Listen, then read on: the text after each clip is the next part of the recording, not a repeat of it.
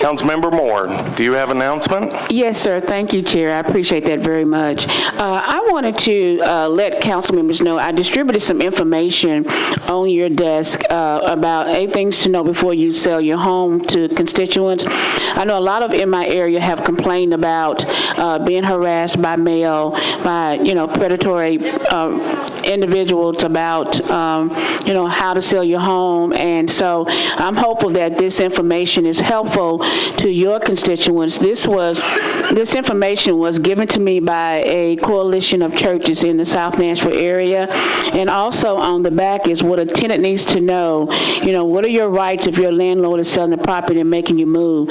So if anyone who's listens to this announcement in District 17 need more information, again, it's 8 things to know before you sell your home. And again, I hope council members would use this information to share with their constituent or their neighbors. My second notice is that our district meeting, my listening session, is on Saturday, November the 8th, from 8:30 to 10 a.m. at Fort Negley's Visitor Center. And for more information, contact Council Lady Moore at 386-9246.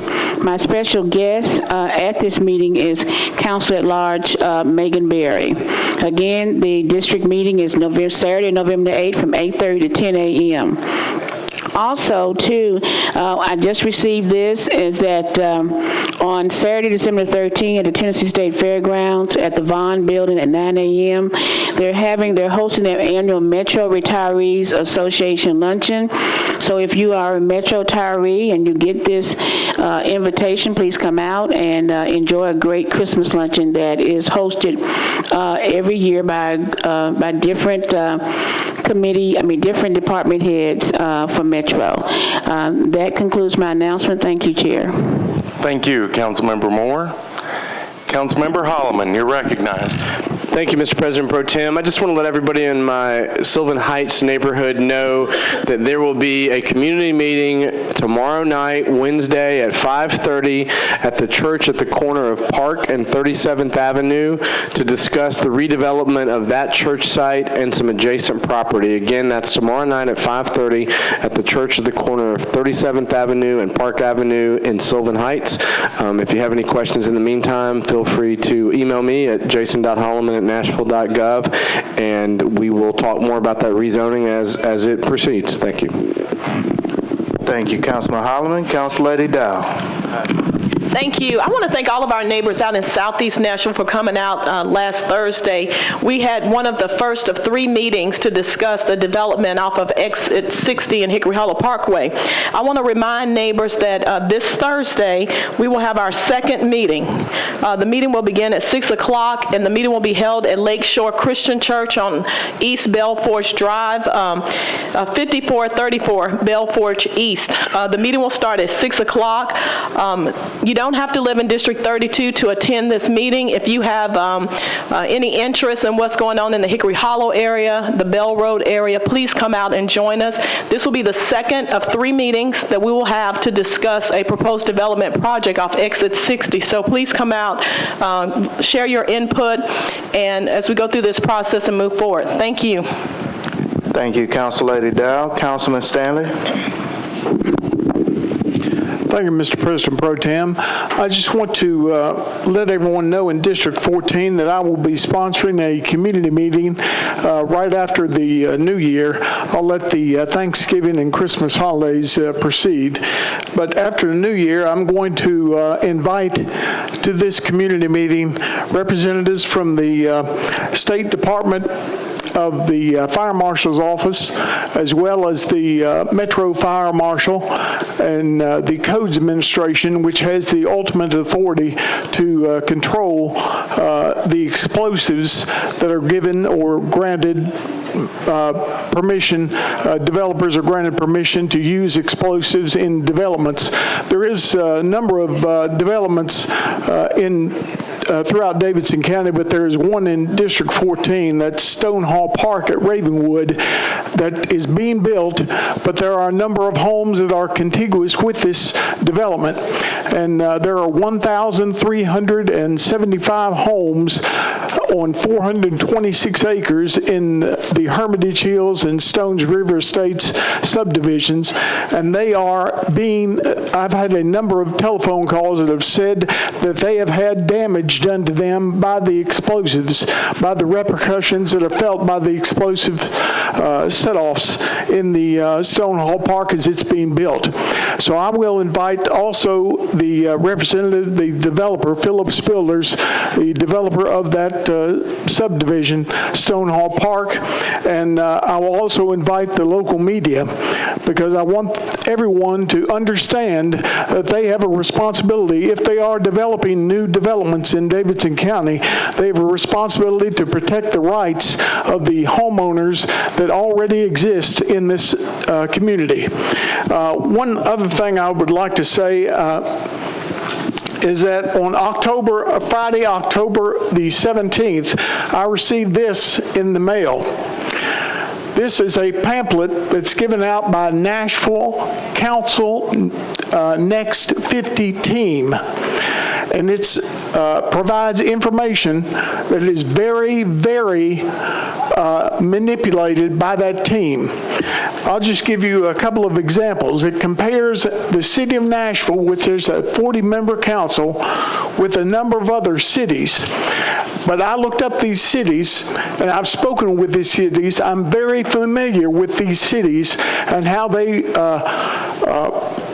pay their councilmen and how many councilmen they have. One of the things they did was Charlotte, North Carolina. It has 741,000 people. It only has 11 council members, but each council member is paid a total of $27,660 a year. Boston, Massachusetts has... Councilmember Stanley, we want to maintain announcements during the announcement period and not discuss any possible legislation from the announcement floor. And we also have several council members in queue. So I would respectfully ask if you could not speak on possible legislation. All right, this is not going to be associated with any legislation, but I will We have had past respect legislation your situation. regarding that. All right. Thank you, Councilman. Councilor Langster. Thank you, Mr. Speaker Pro Tem. It's good to see you here tonight. Hope the baby's doing well. But I would like to announce to District 21 and any other interested person, I will hold a community meeting at Hadley Park in the community room on Tuesday, November the 11th. It's concerning the possible proposed planning of 2500 and 2504 West Hyman Street. The two gentlemen that are interested in putting up some condominiums or townhouse homes, please come out and listen to the presentation. Ask your questions, because it's going straight to planning when it leaves our desk on November the 11th. We will have they will be before the Planning Commission Thursday, November the 13th. This is very important to residents in the 21st District, especially those living on Hyman Street, Scoville Street, and 23rd Avenue North. So don't hesitate to come. If you need to call me to get more information, please don't hesitate to do that. Thank you, sir. Thank you, Councilor Langster. Councilman Anthony Davis. Thank you, Mr. Chair. Appreciate it. Just a couple things. This week we have our normal Inglewood Neighborhood Association meeting. It's every first Thursday, so it'll be this Thursday evening at the Lytton Alumni Center on Gallatin Road. So please join us. It's this Thursday at 7 p.m. And also, I wanted to announce a very special education meeting we're having this Sunday. It's going to be at East Park Community Center this coming Sunday at 3:45 p.m. And we're going to be discussing all the East Nashville education issues. I'll be moderating a debate. Actually, I wouldn't call it a debate, I'm sorry, a forum of some sort. Hopefully not too much of a debate. So please come out if you're in East Nashville this Sunday, 3:45 at the East Park Community Center for an education discussion that I'll be moderating. Thanks. Right. Thank you, Councilman Davis. Councilman Harmon. Thank you, Mr. President. I appreciate you recognizing me during this announcement period, and I'd like to read a statement. After considerable thought and prayer, I have decided not to seek re-election to the Metro Council next year. I'd like to thank the citizens of District 26 for giving me the opportunity to serve them and our great city. At the close of this term, I plan to return my focus to several personal and professional goals that were placed on hold while choosing to serve my community here.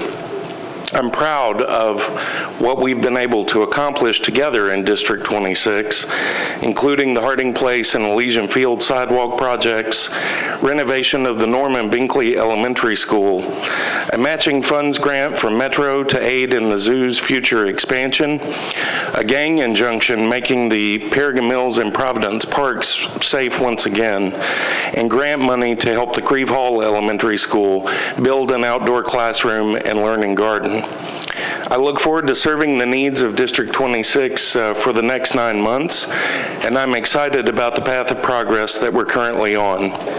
I'd like to say thank you to those who helped, prodded, and didn't back down on these and many other issues over the last several years. I'd like to thank my colleagues on the council for their support, and especially the honor of allowing me to serve as President Pro Tem last year. And finally, I'd like to thank my wife and son, who have been a great support to me throughout this chapter in our lives. Thank you. Thank you, Councilman Harmon, and I'd just like to personally say it's been a pleasure serving with you, and I hope that these next 9 months we'll get to continue a positive relationship, and thank you for all that you've done for your district in District 26. Thank you for that.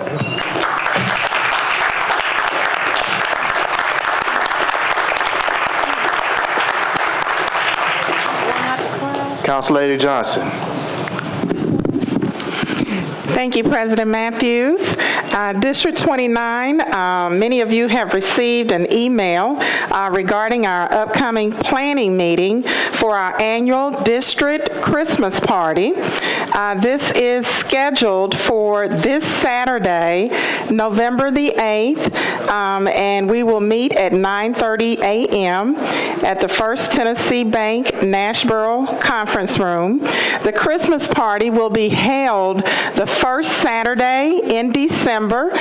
We changed it from Friday due to the fact that on Friday is the Nashville Gas Christmas Parade. And so we are moving the annual Christmas party to Saturday as a result of Nashville having our parade on Friday. But please come and join me to start the planning. I've already sent out the document for things that people can sign up and volunteer to help with via the email. If someone did not receive that email, feel free to email or call me and I can forward that to you. But it's this Saturday, November 8th at 9:30 a.m. at the First Tennessee Bank Nashville Conference Room. Also, we all have enthusiastically gotten behind the 5K in Southeast Nashville, and many of you have already signed up to join our mayor, Mayor Carl Dean, for the Mayor's Challenge 5K. That's going to occur Sunday, November 9th. If you have not signed up yet, you can go online and sign up under the team name Southeast Rocks. And the password is S, E as in Edward, N as in Nancy, and Ara. So SENR is the password, and the team name is Southeast Rocks. Please go online and sign up because we want to make sure that all of our neighbors in Southeast Davidson County continue to participate in our healthy challenges here in the city. And in closing, I also want to share that there will be an upcoming community meeting, which I will send an email out and will announce at the next council meeting, regarding a proposed development in Nashboro Village. And that development is going to be the Golf Retreat, which is a senior gated community in the Nashville Village area by our very own attorney, David Waynick. And so more information will be shared on that exciting project for our district. And that's all I have. Thank you, Councilor Johnson. Councilman Bedney?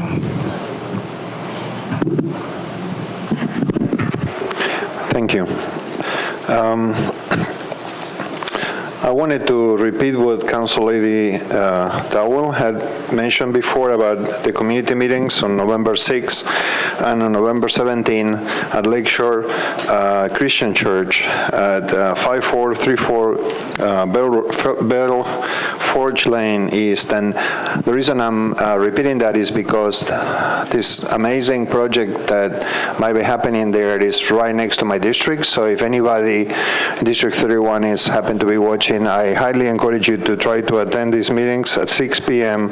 November 6th and November 17th, so you can have input in what that project might turn out to be.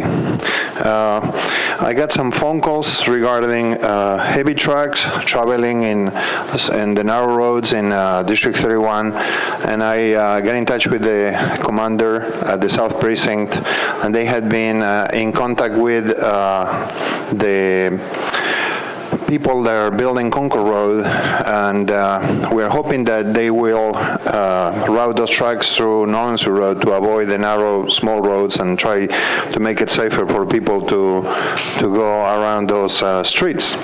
I wanted to remind people that there is a business group. It's called the Lenox Village Business Association, and if you live or own a business, even a home-based business in that area, they are looking for you to get involved and to participate either as a regular member or in the leadership. So if you're interested, please call me or email me and I'll connect you with them.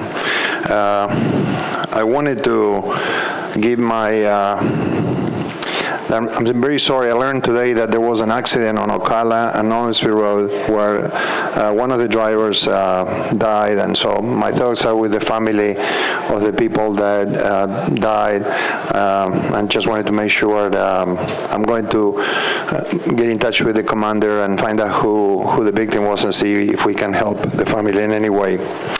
Lastly, I wanted to thank everybody who went out and voted today. That's one of the most amazing things we can do in the U.S., and so I want to appreciate everybody that ran for office or voted.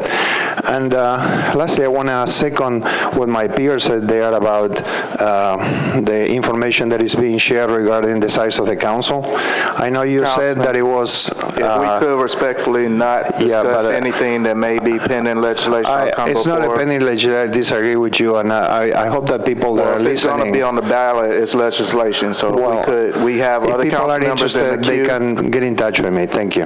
Thank you. Councilor Winner. Thank you, Pro Tem. I appreciate that so much. I probably don't need to remind everybody about this, but I will. On November 13th at Cross Point Church at 6:30 p.m., we will be having the meeting regarding the Bellevue Mall property rezoning. This is specifically about rezoning. He will not be prepared to share specific names of businesses. He will be prepared to share a concept plan, and so I look forward to seeing everyone there. Again, November 13th, 6:30, Cross Point Church. Thank you, Councilor Winner. Councilman Domney. Thank you, Speaker Pro Tem. Just a quick notice for residents of District 28 in the surrounding area. We're going to do a neighborhood cleanup on November the 15th, Saturday, from 8 a.m. to 11 a.m. We're going to meet at the Food Lion on Richards Road at Antioch Pike, beginning at 8 o'clock, and we'll do cleanups in the area along the street. The last time we did that was 2 weeks ago, and we picked up 18 bags of trash in a 3-block area. but we also cleaned out the gutters and cleaned out the creek bank over there on Antioch Pike. So come out, help us join, make a difference in the neighborhood. Look forward to seeing you. You can contact me at my council email, or my home phone number is 831-0774, or you can contact Michael Swift at michaelswiftrealty.com for more information. Thank you very much, Councilman Dominic. Councilor Allen. Thank you, Mr. Speaker. I just want to mention that the Hillsborough West End neighborhood is having their annual meeting on November 11th from 6:30 to 8 at the Belmont United Methodist Church. All the folks from Hillsborough West End will come out for that. Thank you. Thank you, Councilor Allen, and this concludes our announcement period. Thank you.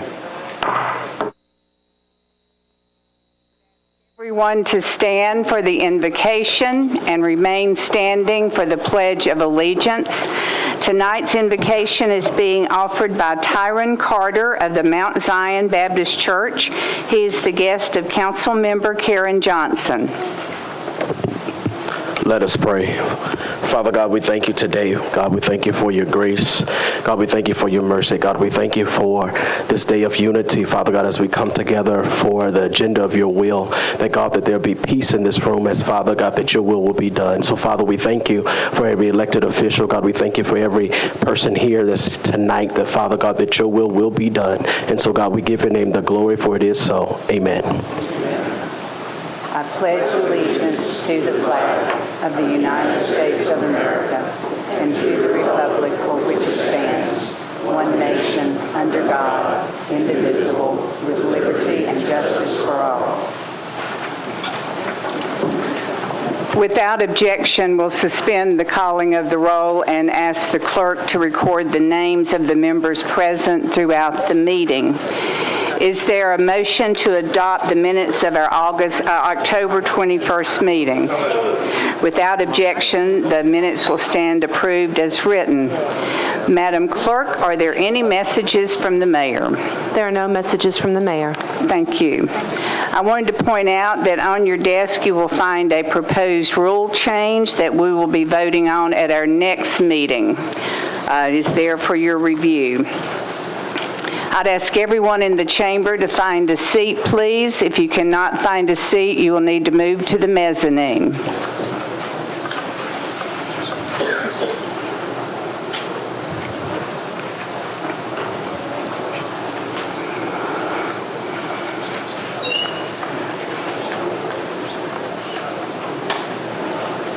We're at the point on our agenda for elections and confirmations. Councilmember Harmon. Thank you, Vice Mayor. The Rules, Confirmations, and Public Elections Committee met and considered two nominees, Mr. Richard L. Brown and Mr. Robert Perry, and recommended approval, 6 in favor, 0 opposed.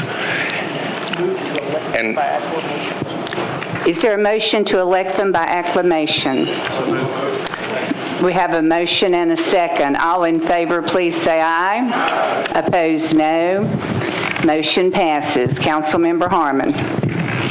Thank you, Vice Mayor. The Rules, Confirmations, and Public Elections Committee met to consider the appointment of Ms. Aisha Labala, Ms. Kim Johnson, and the reappointment of Ms. Ruthie Brown Cherry.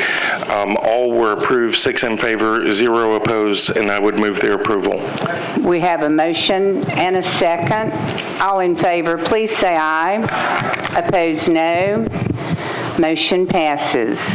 When I call your name, please stand and remain standing. Richard Brown, Robert Perry, Aisha Labala, Kim Johnson, and Ruthie Brown Cherry. On behalf of the entire Metropolitan Council, thank you for your willingness to serve and to volunteer your time for our great city. Thank you very much.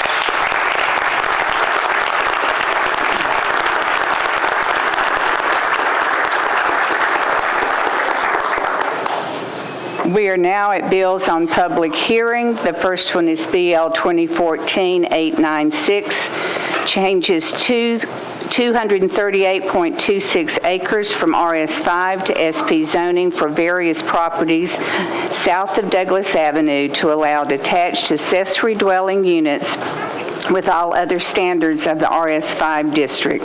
Councilmember Scott Davis.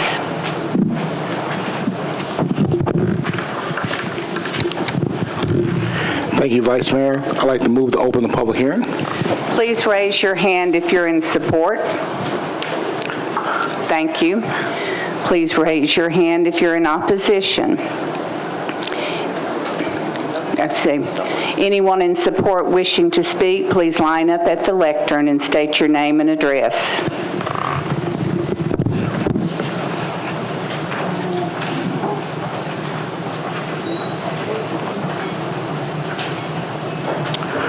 Good evening, council members. My name is Brett Withers, and I live at 1113 Granada Avenue. I live in Council District 6, and obviously this bill's in Council District 5. I did want to speak in favor of this bill. Obviously, a little bit earlier this year, we had a lot of work that went into a bill 769 that allowed detached accessory dwelling units, and I was one of the ones who spoke in favor of that. Our historic neighborhoods, particularly our R-zoned historic neighborhoods, have had this option for a while, and it provides for a small residence to be constructed in the backyard that is preferable in many neighbors' minds to demolishing buildings and putting two side-by-sides. It allows to have a primary structure in the front that maintains the look of the street. In some cases, it actually enables the preservation of an existing house in the front with a smaller unit in the back that has a small residence. These structures are, even in areas where they're currently allowed, they're not ubiquitous. It's not that we have them on every lot.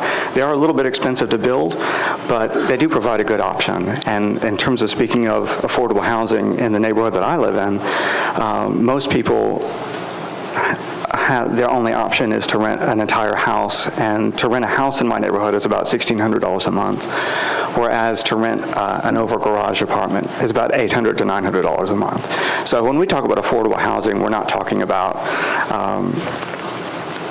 completely impoverished folks. We're just talking about something that's more in line with what is affordable for young people who are moving into our neighborhoods, or some of the elderly folks who want to stay in our neighborhoods. So just as a general statement, I think this has been a blessing to our area. And for Council District 5, it is an RS zoned area. I think Councilman Davis did a great job of working toward the passage of this bill, even though the provision that would have allowed it in RS zones was stricken. And so I thank him for helping to get us this bill passed countywide, and I'm excited that some of his neighbors have expressed a strong interest in having it over there. One of the things that I think is unique about having this option available in the RS area is in the R areas we're allowed to build them, but typically if someone's building a house, they actually build a duplex, a full duplex, and both of those units are very, very expensive. So since traditional duplexes will not be allowed over there, this will encourage the construction of more of these units instead of duplexes that replace single-family homes and will be more affordable. So I will turn it over to my good friend Dane Forlines from the Farron Park neighborhood. Before we do that, I would ask everyone in the chamber to find a seat. If you cannot find a seat in the chamber, please move to the mezzanine. The next person wishing to speak, please come to the lectern and state your name and address. Good evening, Dane Forlines. I live at 805 North 2nd Street, and I believe this bill is the perfect example of a councilman doing his job. A number of residents have been asking for this kind of permission to do accessory dwellings for at least a couple of years now that I'm aware of, and the councilman has stood up for us and is requesting this bill. We are in support, or I am in support of this bill for a number of reasons. This is an in-house solution to a number of problems we're facing in our district. As Mr. Withers had mentioned, providing some units that are lower cost housing than some of the housing that we've been seeing developed recently. I actually met a man this past week, and I can tell this story several times over, but this gentleman is now living in Atlanta because he was renting a home that his landlord decided to sell for redevelopment for two houses on one lot, and he could not find another affordable unit in the neighborhood. So he moved to Atlanta where he had family there. And I can tell that story several times from different perspectives. So this is going to provide us some options for people to find some housing that they can afford. Accessory dwellings are historically less expensive than a main house. So we're looking forward to that. A number of residents, particularly longer-term, lower-income residents, are also struggling to keep up with increased costs associated with living in the neighborhood. Their homes, many are older and in need of maintenance that is sometimes beyond their budget. And then property taxes are increasing and so forth as we're seeing the area develop. So this provides an option for those people to build a rental property that can generate some income for them to help them stay in place if they choose to. And this also addresses some of the concerns for accommodating a growing population. So this is going to increase density in our neighborhood to provide housing for that as well. So for a number of reasons, I'm in support of this, and I ask for your vote of approval. Thank you. Thank you. Thank you, Madam Vice Mayor. My name is Michael Garrigan. I'm a civil engineer and planner with Dell & Associates. I'm here for other reasons, wasn't planning to speak, but I just briefly wanted to be on the record of being in favor of this. We do a lot of infill planning and design, and it's a constant struggle, and I think this is a great first step towards the affordability and maintaining and avoiding the gentrification that seems to be happening around East Nashville in particular. So You'll need to state your address. I'm sorry, 516 Heather Place. Thank you. Anyone in opposition wishing to speak, please line up at the lectern.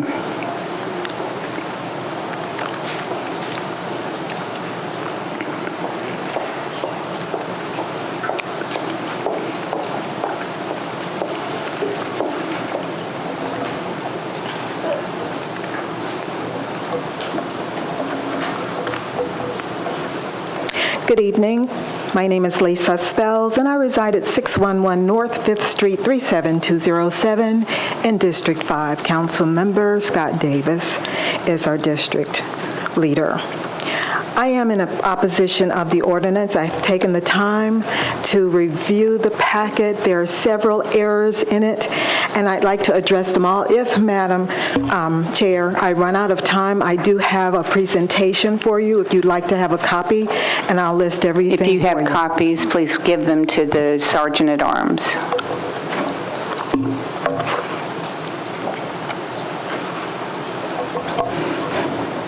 I'm addressing each part of the ordinance, beginning with Section 1, Title 17, changing the official zoning map, RS5 to SP. North 5th Street is one of the areas designated in the packet, and its inclusion with omissions of a total block. The 600 block of North 5th Street is omitted. Constitutionally, the rights affording equal access and opportunity inclusion to build detached dwelling units is denied to anybody living in that section. Standard SP notes number 2 in the ordinance indicates that this is not a flood zone. May I recall May of 2010, where we were in a flood, and it could occur again. Number 2, Section 2, change made to zoning maps 071 and 082.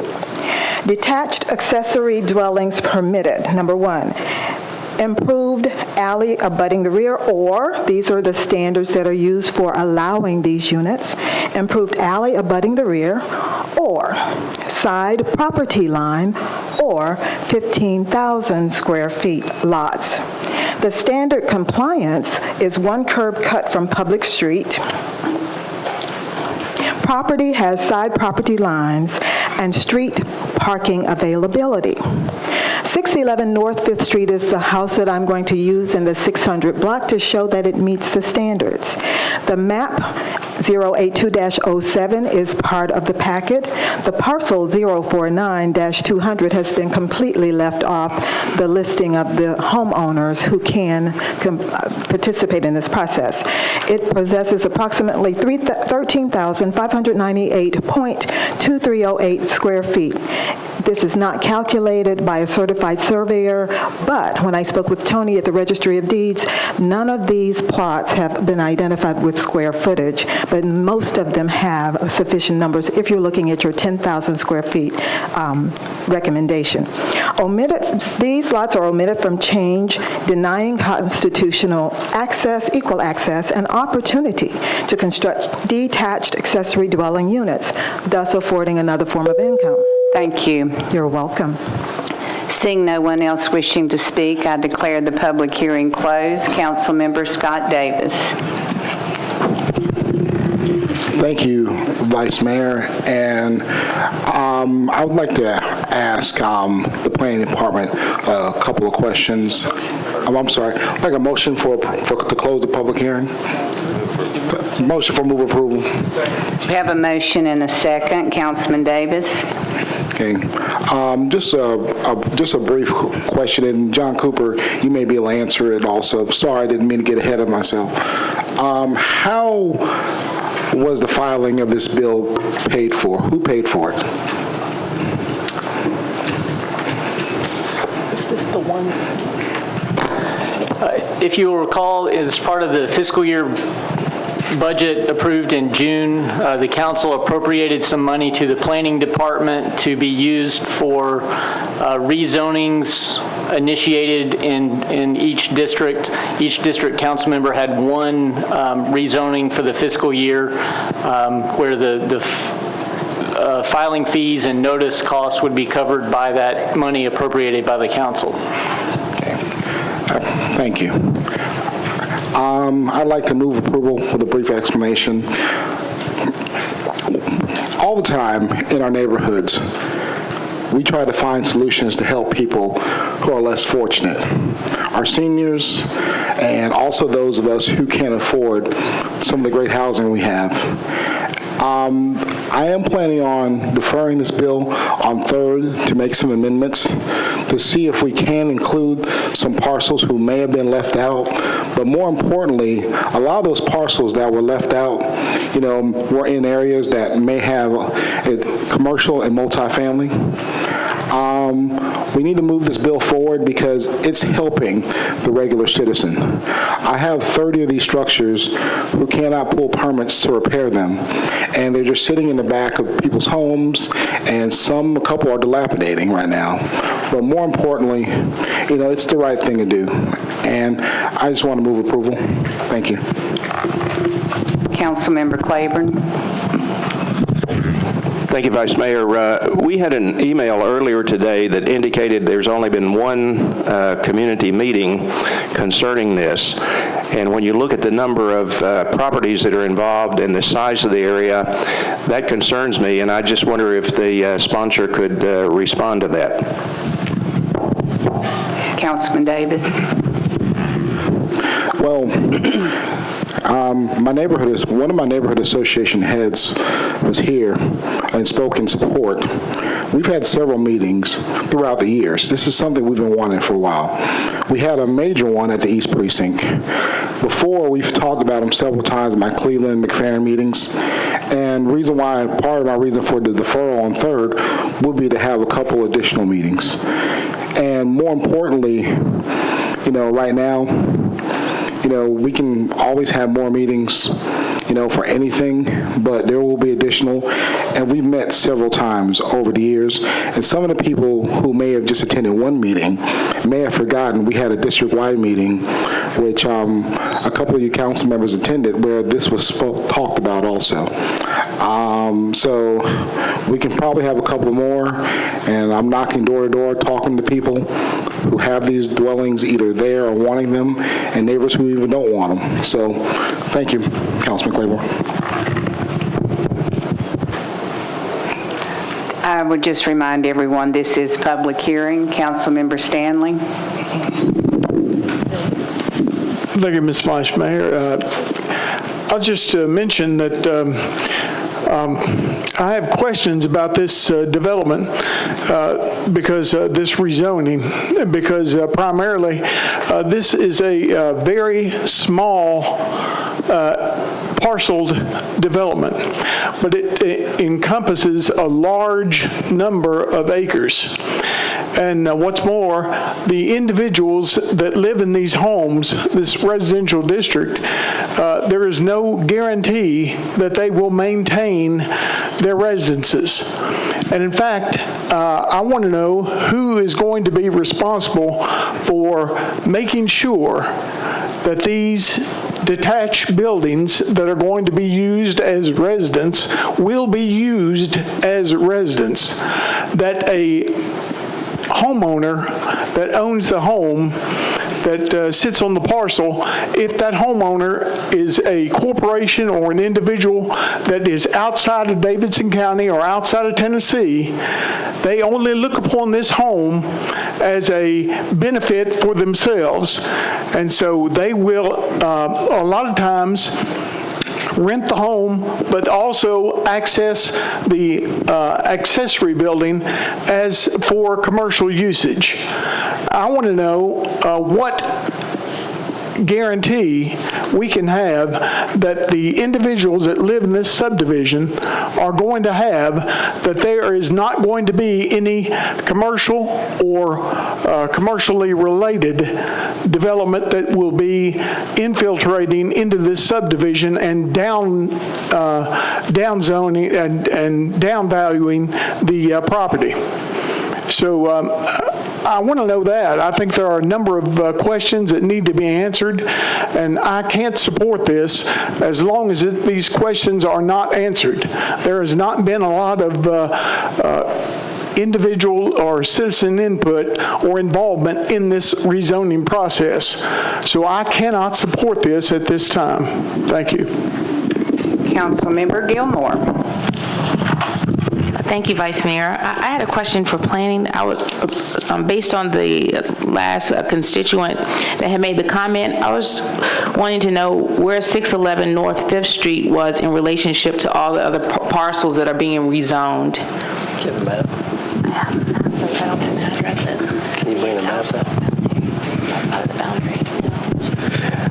That address is outside of the boundary, but the map that we have in front of us right now doesn't give us the exact addresses on each one of those streets. But the address that's shown apparently is outside of that boundary. Okay. Thank you. Councilmember Hunt. Call for the question, please. We have a motion for previous question and a second. All in favor of previous question, please say aye. Aye. Opposed, no. Motion passes. We're back to the original motion to approve. All in favor, please say aye. Aye. Opposed, no. Motion passes. Next is BL 2014-897, changes 23.87 acres from R10 to RS10 zoning for various properties located along Auburn Lane, Dartmouth Avenue to Lane Court, and Woodmont Lane, south of Woodmont Boulevard. Councilmember McGuire. Thank you, Vice Mayor. I'd move to open the public hearing. Please raise your hand if you're in support. Please raise your hand if you're in opposition. If anyone in opposition wishes to speak, please line up at the lectern. Seeing none, the public hearing is closed. Councilmember McGuire. Thank you, Vice Mayor. I'd move approval. Second. We have a motion and a second. All in favor, please say aye. Aye. Opposed, no. Motion passes. We will take BL 2014-898 and 899 together.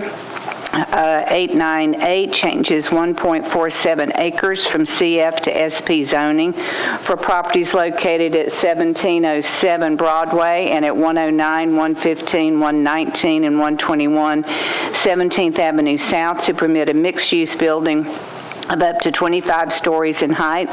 899 cancels 1.36 acres of the Music Row Urban Design Overlay District for properties located at 1707 Broadway and at 109, 115, 119, and 121 17th Avenue South. Councilmember Gilmore. Thank you, Vice Mayor. I move to open the public hearing. Please raise your hand if you're in support. Thank you. Please raise your hand if you're in opposition. Seeing no one in opposition, does anyone in support wish to speak? Seeing none, the public hearing is closed. Councilmember Gilmore. Thank you, Vice Mayor. Move for approval. We have a motion and a second. All in favor, please say aye. Opposed, no. Motion passes. BL 2014-900 changes 30.51 acres from R15 to SP zoning for properties located at 645 Old Hickory Boulevard and 7461 Charlotte Pike to permit up to 322 residential units. Councilmember Weiner. Move to open the public hearing, please. Please raise your hand if you're in support. Thank you. Please raise your hand if you're in opposition. Seeing no one in opposition, does anyone in support wish to speak? Seeing none, the public hearing is closed. Councilmember Weiner. Thank you, Vice Mayor. Move approval, please. Have a motion and a second. All in favor, please say aye. Aye. Opposed, no. Motion passes. BL 2014-901 changes .49 acres from CL to CS zoning for property located at 2706 Old Lebanon Pike. Councilmember Claiborne. Thank you, Vice Mayor. Due to some filing irregularities, I'll need to defer this until the December public hearing. I've spoken with the applicant previous to tonight, and they're aware of that. And okay, so I move to defer until the December public hearing.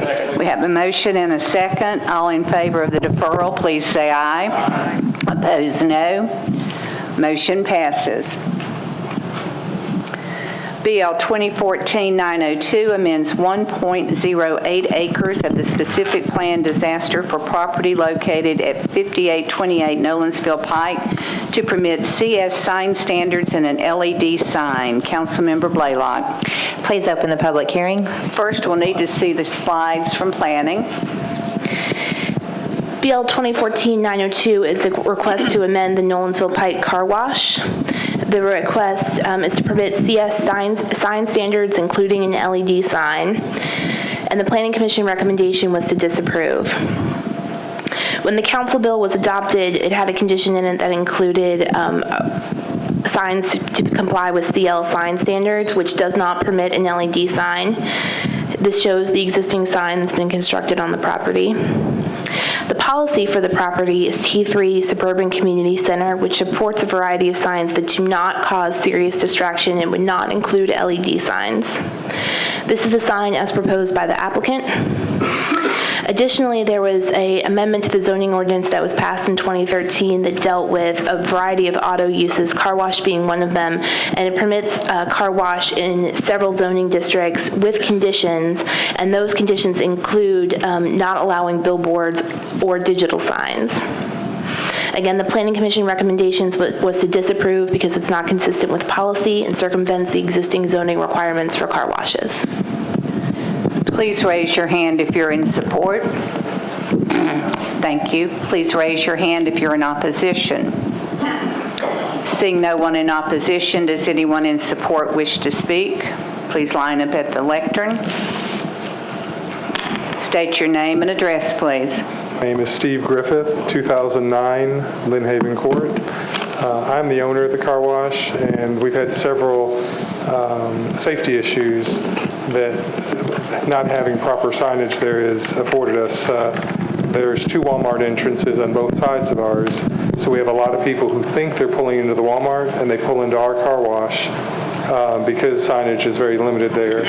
And the problem is once they get into our car wash, they have to back out into Nolensville Road, which is an extremely busy intersection. There is a new oil change center directly across the street from us that does have the LED lighting. It allows you to do much better communication. We've also had issues. The sign that we have up there currently allows us to change letters to say, we're closed at 6 instead of 7 because we change quite a bit based on the weather and also based on the times of year when it gets dark. so we have lots of letters up on our board. Well, the problem is you have kids, we have a lot of homeless people that live in the woods around there, and they will come up and they will either take the letters down or certain letters down and leave messages that are not appropriate for a public sign. So again, there is a sign, identical to the one that we're talking about here across the street. We're going to use this sign mainly to say we're open or we're closed, and this is a car wash, not Walmart. It's not going to be flashing. We're putting a high dollar sign so it's glare resistant. You don't have the glare issues. It's not going to detract. We're not adding any signage at all to the sign. We're taking the existing number sign, is what we're proposing, is to take the existing number sign that you'd put up letters and numbers on out and replace it with this. So we would have the same square footage. We're not asking for any additional square footage, but this sign is so close to the ground, it's literally right here, and so anybody can walk down the sidewalk and reach up there and take off letters or add letters, and it's been very distracting, and I appreciate your time. Thank you so much. Thank you. Seeing no one else wishing to speak, the public hearing is closed. Councilmember Blaylock. I move for approval. We have a motion and a second. All in favor, please say aye. Aye. Opposed, no. Motion passes. Thank you. BL 2014-903 amends .55 acres of the specific plan district for property at 200 and 202 Osceola Avenue to permit up to 13 dwelling units. Councilmember Baker. Thank you, Vice Mayor. Open the public hearing, please. Please raise your hand if you're in support. Thank you. Please raise your hand if you're in opposition. Seeing no one in opposition, does anyone in support wish to speak? Seeing none, the public hearing is closed. Councilmember Baker. Thank you, Vice Mayor. Move approval. Second. We have a motion and a second. All in favor, please say aye. Aye. Opposed, no. Motion passes. BL 2014-904 changes 2.5 acres from RS-15 to AR2A zoning for property located at 4455 Cato Road. Councilmember Matthews. Sorry about that, Madam Vice Mayor. I'd like to open the public hearing. Please raise your hand if you're in support. Please raise your hand if you're in opposition. Seeing no one on either side, the public hearing is closed. Councilmember Matthews. I move approval. Second. We have a motion and a second. All in favor, please say aye. Aye. Opposed, no. Motion passes. BL 2014-905 changes 3.07 acres from R40 to RS40 and RS40 to SP zoning for properties located at 6809 and 6813 Charlotte Pike to permit up to 40 dwelling units. Councilmember Tiger. Madam Chair, before I move to open the public hearing, I would like for you to recognize Council Lady Evans for a brief comment. Councilmember Evans. Thank you, Madam Chair. I just need to explain for the purposes of the record my recusal from this rezoning, which I recognize is rather unusual. An individual who lives in the neighborhood that backs up to this project works with my husband, and during the process of the rezoning offered a backup contract on the property that the developer is currently asking us to rezone. And for that reason, I felt, after consulting with John Cooper, that the appropriate thing for me to do was to recuse myself from the process and ask Councilman Tiger to take over. And so that is why Councilman Tiger will be handling this for me, and I appreciate your full cooperation with him as he works on a zoning issue. Thank you. Councilmember Tiger. Move to open the public hearing. Please raise your hand if you're in support. Thank you. Please raise your hand if you're in opposition. Anyone in support wishing to speak, please line up at the lectern and state your name and address. Thank you, Madam Chairman, members of the council. I'm Roy Dale, and I'm with Dale & Associates, my office at 516 Heather Place.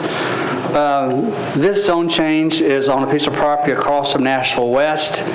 It's in Councilmember Evans' district. In her entire council district, there are only 2 areas in that district that have special policies. And this is one of those areas that has a special policy. And this special policy allows a higher density as a transition from a commercial to a single-family residential use. We've worked on this zone change. I guess we started many, many months ago. We've had community meetings, many community meetings. We've presented plans to the Planning Commission. Ultimately, the plan that's before you tonight, the Planning Commission has endorsed. They have supported this plan. We've continued to meet with the community. Councilman Tygert's been involved. I've had some community meetings with him. We've worked to add some language to the plan that will ensure proper landscaping, proper architecture, proper storm drainage, screening, buffering, things that go well beyond what's required in the specific plan. As a matter of fact, the density that's being requested on this plan is much less than what would be allowed under the specific plan, under the special plan, for special policy. So again, this specific plan is approved by the Planning Commission. They've recommended approval of the zone change request. We've had numerous meetings. We've done all that we can do, and I think we've done enough. I think Councilman Tiger will probably, hopefully, express that to you. He may have some amendments that he needs to add, which we're totally supportive of. I had written a letter to the community more or less outlining a whole laundry list of things that we would add to the plan, which we've already added to the plan. So I would take Councilman Tygert's lead, and I greatly appreciate your time tonight, and hopefully you'll support this zone change request. Thank you. Anyone in opposition wishing to speak, please line up at the lectern.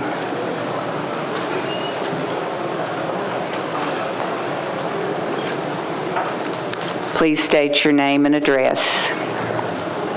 My name is Doug Pierce. I live at 748 Atkinson Lane, and I oppose this because I believe that the proposal that's been submitted here is inconsistent with the document that gave it its origin, which is the West Nashville Community Plan 2009 update. It's inconsistent in several respects. First, I want the council to understand that this project is at the extreme western end of infill area number 3, which is a stretch of land running along Charlotte. But the western end of this development is the extreme western end of that infill number 3, which is to say that right across the boundary line is the existing zoning of RS 40. And one thing that is inconsistent is that this proposal shows that there's going to be a driveway going out to the west, going out into what is RS 40 zoning. And if for no other reason, this should be rejected, because that suggests, if approved, that this council is already agreeing that an area that is RS 40 is going to be a part of this infill number 3, and currently it is not. Additionally, I would point out that in the 2009 update, page 58, there is a conceptual drawing of what this infill should look like. A long line of buildings going up and down this infill area of Charlotte, and they are all 2 rows of buildings, whereas this development shows 3 rows of buildings. I believe some other people are going to talk about how that middle row, the height is objectionable, but that it's solved by simply eliminating that middle row and making this development consistent with the 2009 plan. And finally, the 2009 plan was specific on page 57 that there should be an effective transition between the infill area 03 and the remainder of the T3 suburban neighborhood maintenance area. This particular plan does have a 50-foot buffer between the back side or the south border to the next RS 40, but it has only a 10-foot, I believe, buffer between the western edge, which I've talked about before.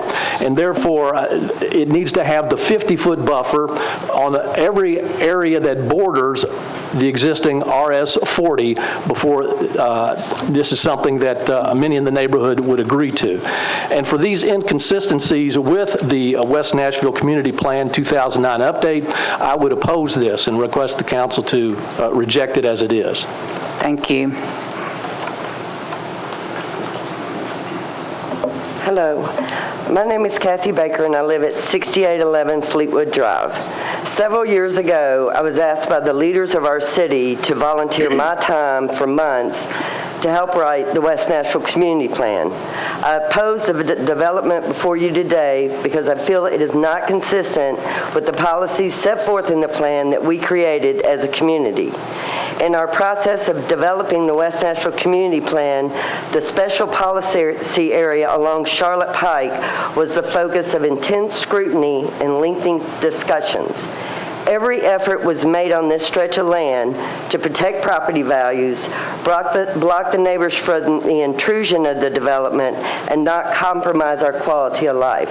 Every effort was made to protect us from this kind of development. We believed that where it says parking should be screened from abutting properties, that did not mean locate parking and roads along people's property lines. We believed instead that it would be located on the interior of the development as shown in the illustration in the community plan. We believed that where the plan says buildings should be 2 or 3 stories high along Charlotte, but should transition to no taller than 2 stories going back toward the neighborhood, that we wouldn't have 3-story buildings towering over homes. That where it says site design, landscaping, and other buffering as needed should be used to create an effective transition to the remainder of our neighborhood, that did not mean that a road should be 10 feet off of a neighbor's backyard, or there wouldn't be a plan to save mature trees on the property except along Charlotte Pike. The West Nashville Plan is not a buffet where developers can pick and choose the items they want to use. It calls for a number of things that protect the character of the neighborhood, and what has happened here is the utilization of only those elements which will benefit the developer. I ask you not to approve this plan. Thank you. Thank you. My name is Bob Parks. I live at 737 Atkinson Lane, Nashville. I have been a lifelong member of this community, except for a few years I spent in the Marines. I am disturbed at the process that we have gone through. It's true that we've had some meetings, and we've said, would you do this and would you do that? And all we got from the other side was no, no, no, no, no. So we've had meetings, but they haven't gone anywhere. We don't want to stop this. We want it to proceed, but we don't think that these folks understand what they have. This site is 15 minutes from downtown Nashville. It's 15 minutes from Vanderbilt University and Hospital. It's a little less than that from St. Thomas Hospital. And they want to put a group of housing in there that I taught some classes in Chicago for a few years a while back, and it looks like Chicago row houses. And this property could handle a lot better. What we want them to do is to come back to us with a plan that will take advantage of the property that they have. We don't think that they understand what they have there. Now, some of the things that have transpired here is we had a meeting, and they said that we did, and we did with the Planning Commission. At that meeting, we were all there to speak, and one of the representatives of the developer came up to me and he said, Bob, we're going to ask for a deferral, and so your folks won't be able to speak tonight, but they'll be able to speak at the next meeting. We went to the next meeting, and guess what we were told? It's a closed meeting, you can't speak. I don't think that's the democracy that the opening of this meeting spoke of in his prayer. I don't think that's the democracy that we all pledged an allegiance to. We're not asking for that much. We just want to be heard, and we want what we say to be meaningfully responded to. That has not happened. We ask for a deferral so that that can happen. We ask for the council member that is representing the other side, apparently, to be receptive to what we're saying rather than just giving us an answer. I'll go back and talk to the developer about this, and then I'll come back to you. And that's kind of what we've gone through. We asked for a deferral. if you folks would do that, we think that we can get their attention so that we can let them know, here's what we think, this is what you have. I have developed property. I developed and did the property out on Temple Road. Thank you. Thank you, folks. My name is John Watson. I live 740 Atkinson Lane. I'm across from this development from where it's going to happen, I guess. The plan that we have shown by the developers shows 68 parking spaces, which relates to 2 per household. The plan shows that they have 11 overflow spaces. I'm a person that has 3 cars. I don't know about these 34 people that we've been shown here is going to have a place to park. What my concern is that someone having a big party with a lot of guests with cars and nowhere to park. Will they park at Nashville West and take their chances of walking across Charlotte? Boy, I hope not. Double up on someone else's parking space in Hillwood Court, or heaven forbid that they park on Atkinson Lane and walk through our neighborhood to get to their Hillwood Court. What I'm asking for, if this goes through, that we must have suitable fencing to keep this from happening. Thank you. Thank you. My name is Linda Watson, and I live at 740 Atkinson Lane. My husband and I built our house in this newer development of Atkinson 19 years ago. We have great concerns, the ones of us that live on that end of Atkinson, that the value of this property is not going to be in development in keeping with the development of our houses, and that it is going to devalue our property. Thank you. Thank you. Linda Skeeters. I live at 744 Atkinson Lane.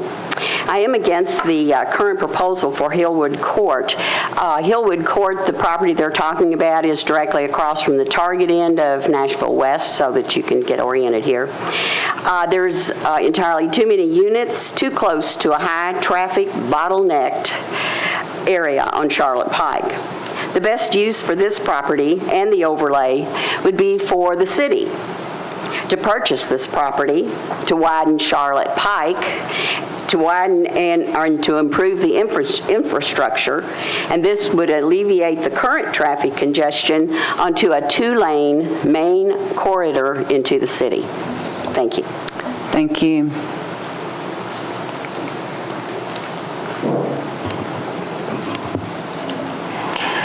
My name is Tom Baker. I live at 6811 Fleetwood Drive, and I want to publicly thank Charlie Taggart for stepping into his leadership position on this matter after Emily withdrew due to a conflict of interest. Charlie came into the game in the 4th quarter and has worked with neighbors. I'm here to speak about the matter of Kathy Burns' property. She lives at 869 West Hillwood, and her property abuts the development. Approximately 40 feet of her back property line only has 10 feet of green space between her and the development's road. I feel that she should be given the same 50-foot buffer as other properties which are not in the special policy area.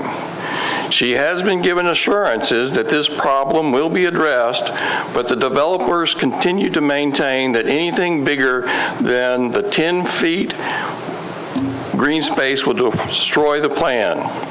A small adjustment in the parking spaces between units 8 and 9, moving the parking spaces north and moving the existing green space to the south, would allow her to have some additional needed green space between her property and the road. I am very disappointed with the process.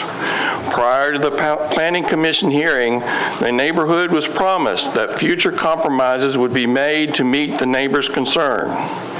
Now we are here at the council public hearing, and there are important issues, including this one, which have not been resolved, and now the developer says it's unfairly too late for us to make these type of changes to the development. This development is in great contrast to the last large development of our neighborhood, which was Nashville West. Nashville West was developed by Newton, Oldacre, and McDonald. They had many meetings with the neighbors, made several changes to the development, and at the end of the process, I was before the Planning Commission, not the council, speaking in favor of Nashville West.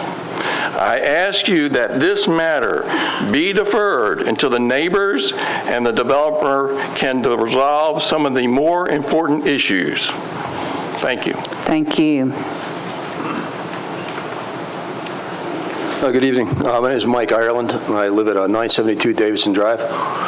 We moved down here from Philadelphia 3 years ago, and we chose Nashville for what it is. It's a great place, great people. We chose West Mead, and we're right down the road from where this construction is supposed to happen. Because we like the big lots, we like the transition. 3 years we've seen, well, I guess what you call creep up on Post Road. There's a section now of it's being built for high density right past Walmart down Charlotte. It's huge. I don't even know how many buildings or how many facilities are being built there. We got this intersection at 201. That's already it's mad there in the morning, and in the evening it's going to get worse if this happens. I'm concerned about looking 20 years down the road. We plan on retiring here, and I'm not thinking about the pretty building that gets put up, this year, and using this veil of concern for providing some kind of low-income housing or affordable housing. What I'm thinking about is where I grew up on Long Island. There's pretty places still, but there's a lot of ugly-looking places. We spent 7 years in Philly. Same thing. There's pretty places, and there's some ugly places. I lived 10 years in Chicago, and there's some pretty places still, and there's some ugly places. The ugly places is what I envision these decisions being put in place right now. 20 years down the line, all right, we do it now. We've already done it a few other places. These nice places called Westmead and Hillwood, they evaporate because the same people aren't going to be living there 20 years from now. We're going to get tired and move out. So I ask that you put this down until a responsible plan can be put in place that's in keeping with the residents that live there now, what their dreams are, the reasons why they moved there. Thank you. Thank you. Good evening. My name is Drex Newman. I live on 746 Breslin Road. I've never been to one of these meetings before. I'm kind of amazed how many people are on their phones and computers if you're actually listening to what we're saying. Anyway, if no one's ever been out there, Westmead is about 1 house per acre. And what the developer wants to do is put on 40 houses on 3 acres. So he's looking at 15 to 20 houses an acre. All right, and I've broken this down to the pluses and the minuses. The minus, the way I look at it, to keep it simple, is if you had a hamster cage and it was filled with hamsters, you're dumping more hamsters in there because we're going to have 40 houses. Everybody's got 2 cars. That's 80 cars. And if you have 2.1 people per household, we're going to have 100 cars in that little 3-acre spot. It's going to be like living next to McDonald's at breakfast time.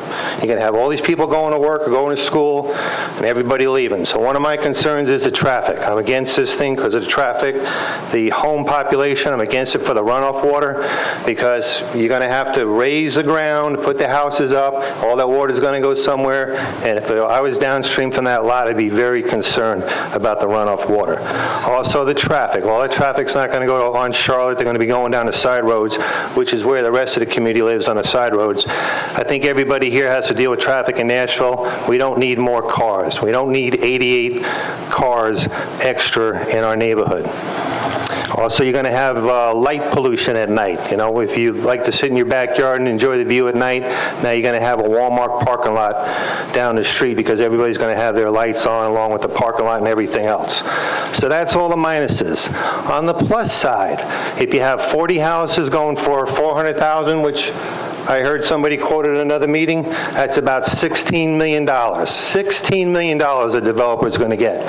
Is that enough money? Maybe we should double it or have $32 million. Somebody's getting a lot of money out of this deal.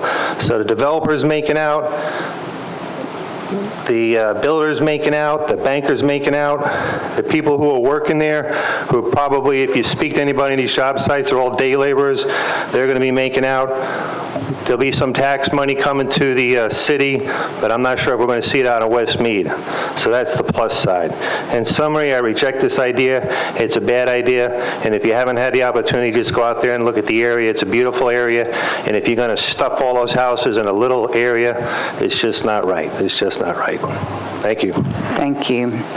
Seeing no one else wishing to speak, the public hearing is closed. Councilmember Tiger. Being a district council member and handling zoning must be fun. This brings back some real memories. I would make a motion to approve on second reading. We have a motion and a second. Council member. Council members, I do have a newfound respect remembering those days when I served 4 terms as a district council member during the growth of Bellevue. I have been involved in the last 2 months when Council Lady Evans came to me and asked for my input and assistance. I was happy to do so as just one of the responsibilities.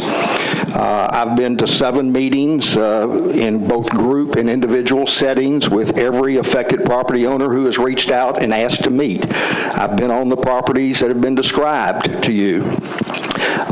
My commitment is to continue working. I could go over the list. I've got them all listed right here of the adjustments that have already been made, but I think in lieu of time, I will just promise you that we will continue to work with each of these neighbors. I've got their names and addresses. I'll continue to solicit input and come up with the best possible plan before making a decision, and I'll set the record straight on some of the misconceptions and then some of the areas that are still concerned. So I appreciate your support on second reading with the commitment that we'll make this bill feasible if possible. If not, then we'll go a different direction. Thank you. Thank you. All in favor, please say aye. Aye. Opposed, no. Motion passes. Next is BL 2014-906, changes 2.79 acres from IR to SP zoning for properties located at 1309 3rd Avenue North and 1304 4th Avenue North to permit up to 256 multifamily units. Councilmember Gilmore. Thank you, Vice Mayor. Move to open the public hearing. Please raise your hand if you're in support. Thank you. Please raise your hand if you're in opposition. Seeing no one in opposition, does anyone in support wish to speak? Seeing none, the public hearing is closed. Councilmember Gilmore. Move for approval. Have a motion and a second. All in favor, please say aye. Aye. Opposed, no. Motion passes. BL 2014-907 changes .39 acres from R6 to SP zoning for properties located at 5600 and 5602 Pennsylvania Avenue to permit up to 9 residential dwelling units. Councilmember Baker. Thank you, Vice Mayor. Open the public hearing, please. Please raise your hand if you're in support. Thank you. Please raise your hand if you're in opposition. Seeing no one in opposition, does anyone in support wish to speak? Seeing none, the public hearing is closed. Councilmember Baker. Thank you, Vice Mayor. Move approval. Second. Have a motion and a second. All in favor, please say aye. Aye. Opposed, no. Motion passes. BL 2014-908 amends the Metro Zoning Code to designate cash advance, check cashing, pawn shop, and title loan as uses permitted with conditions and adding conditions applicable to these uses. Councilmember Dow. Open the public hearing. Please raise your hand if you're in support. Thank you. Please raise your hand if you're in opposition. Seeing no one in opposition, does anyone in support wish to speak? Seeing none, the public hearing is closed. Councilmember Dow. Move for approval. We have a motion and a second. All in favor, please say aye. Opposed, no. Motion passes. BL 2014-909 amends the Metro Zoning Code pertaining to short-term rental property. Councilmember Allen. Thank you, Madam Vice Mayor. I'd like to open the public hearing, please. Please raise your hand if you're in support. Thank you. Please raise your hand if you're in opposition. Those in support wishing to speak, please line up at the lectern. State your name and address, please. Hello, my name is Nell Levin. I live at 1611 Forest Avenue. I support this bill that Councilman Allen has brought up. I think it's a fair bill. I think that it can generate some revenue for the city, and I especially think that the idea of limiting the number of non-owner occupied properties is a good idea. I live in a neighborhood, Laughlin Springs, where we're rapidly losing affordable housing. Nashville is facing an affordable housing crisis, and the more that we see people who are not owners of their homes getting into the short-term rental business, the more housing is disappearing out of my neighborhood. I saw a duplex on the corner from where I live, bought by a developer. It was converted to short-term rental, and we lost 2 units of affordable housing in Laughlin Springs, and we can't afford that, too much more of that. And that's going on all over the city of Nashville. The other piece of it is I suggest that the revenue generated by this tax that will be on short-term rental be dedicated to affordable housing in the city of Nashville. In particular, I'd like to see it dedicated to the Barnes Housing Trust Fund, which the city only gave $500,000 to this last year, and we need a lot more money than that in that fund if we're going to make some kind of a dent in affordable housing. Thank you very much. Thank you. Good evening again, council members. My name is Brett Withers. I live at 1113 Granada Avenue, also in East Nashville. Council members, I want to speak to you about businesses operating in neighborhoods. It's been a very controversial topic before this council in the past and continues to be one. I submit to you that Airbnb is a business that is operating in a neighborhood. Some of your constituents will not like that. Some of your constituents may like that, but may have some reservations. In the past council term, my council member at that time, Mike Jamison, put a bill forward that wanted to legalize certain kinds of home businesses with certain conditions. And the way he looked at it was that, we had folks like piano teachers who were offering businesses in their homes where they did see clients. Neighbors didn't see a problem with that, but it was technically illegal. And Councilman Jamison at that time had the slogan, let's legalize the piano teachers with certain conditions. That bill did not pass. As a result of that bill not passing, if you see clients in your home, you're technically illegal. And we have had some of our neighbors in East Nashville, and I'm sure in some of your districts, who have operated businesses out of their homes. In some cases in East Nashville, one of those was a massage therapist, one was a hypnotherapist. Those aren't folks seeing a lot of clients per se, but neighbors called codes on them and they were taken to environmental court and they had to come before our neighborhoods and see if they could get community support to rezone their properties.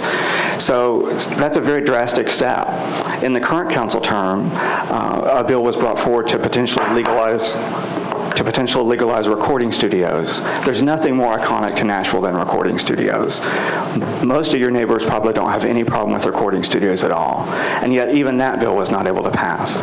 So from the standpoint of many neighbors, I've hosted some meetings. Council Lady Allen has come out, spoken to neighbors. Most of the feedback that I've heard from neighbors is that pretty much we're okay with this idea of operating a business in our neighborhoods with certain limitations. And I would ask the Airbnb hosts, I would ask your constituents, and I would ask the council, let's go with that. If neighborhoods are okay with certain conditions on these businesses, let's embrace that as a city. And I think that Council Lady Allen has done a very admirable job of responding to as many requests as she could, both from neighborhood folks and from the Airbnb hosts, to find some workable solutions. And I know she's still working out some of those details. But I would ask everyone to say, this is something that is kind of the future for certain businesses, and let's go ahead and embrace it and make it legal with certain conditions so that folks who are operating those businesses legally and with the consent of their neighbors don't have to operate a business looking over their shoulder wondering if codes is going to come around and shut them down. Thank you. Thank you. Hello, my name is Eric Lewis. I live at 7978 Highway 100. And I'm in favor of this bill because of all of the good work that Councilwoman Allen has put into it. It's still a work in progress, as you'll find out from others behind me. We have not seen the whole package. There are a series of amendments that are needed on this bill to make it palatable to people like me. I've been an Airbnb host for a year and a half. I'm one of perhaps 900 Airbnb hosts, and there's also VRBO, Latchkey, and several other organizations. This sharing economy is strong in Nashville. In fact, it's the biggest growing Airbnb market in the country. Council needs to deal with it. It's here, and it's not going away. And those of us who have been doing it, are willing to pay taxes on it, and are willing to buy a permit every year to make sure that we don't get shut down. There are a lot of things that are still in play. We're not real sure about the number of people per room and the number of contracts at one time that you can have. We're hoping to have a meeting with the fire marshal, make some adjustments on these things, but in general, I think this is a good idea. Thank you. Thank you. Thank you, Councilwoman Allen and Councilman Taggart, for bringing this up today. My name is Darrell Banks, and I live at 2816 Blair Boulevard, and I own Daisy Hill Bed and Breakfast. We are fully licensed under the city codes of the City of Nashville and Davidson County, and we've been in operation for 15 years in Nashville, and we have been very supportive of putting a bill like this up for the last 5 years when there was only 35 short-term rentals in Nashville, and now there's over 1,500 short-term rentals. Main concerns that we have, and I think it concerns all of the neighborhoods that we're at, is that we need to have some control over these short-term vacation rentals so that we know who's in our neighborhoods, what concerns are at, adequate parking for our neighborhoods, and that they're controlled. And if there is a problem with one, we have rules and regulations inside our city and our county to monitor it. I think Councilwoman Allen has done an absolutely phenomenal job of putting this bill together. It answers all those questions. And I think most of the Airbnbs and short-term rentals in this town are going to support it. Maybe one of the biggest concerns that they have, and I think it should be a concern of all the councilmen and councilwomen in this chamber tonight, is the tax revenue. Currently, with the estimates that I've put forth since I've been working on it for about 2.5 to 3 years diligently with my council persons, is that the tax revenue. Currently, I project that the city and the county is losing $2.2 million in tax revenue a year. The Hospitality Association says it's closer to $3.5 and $4 million. We'll just leave it at that as far as their numbers are concerned. But with that money and with where we're going, also with the tax dollars we'll be able to collect, it will give us another fairer number on how many visitors we have coming into Nashville. We all know how much money the average visitor to this city spends, but right now the visitors are not being tracked accordingly. October 3rd and 4th and 5th, we had a citywide convention, and the city of Nashville is completely sold out, as it will be for CMA this week.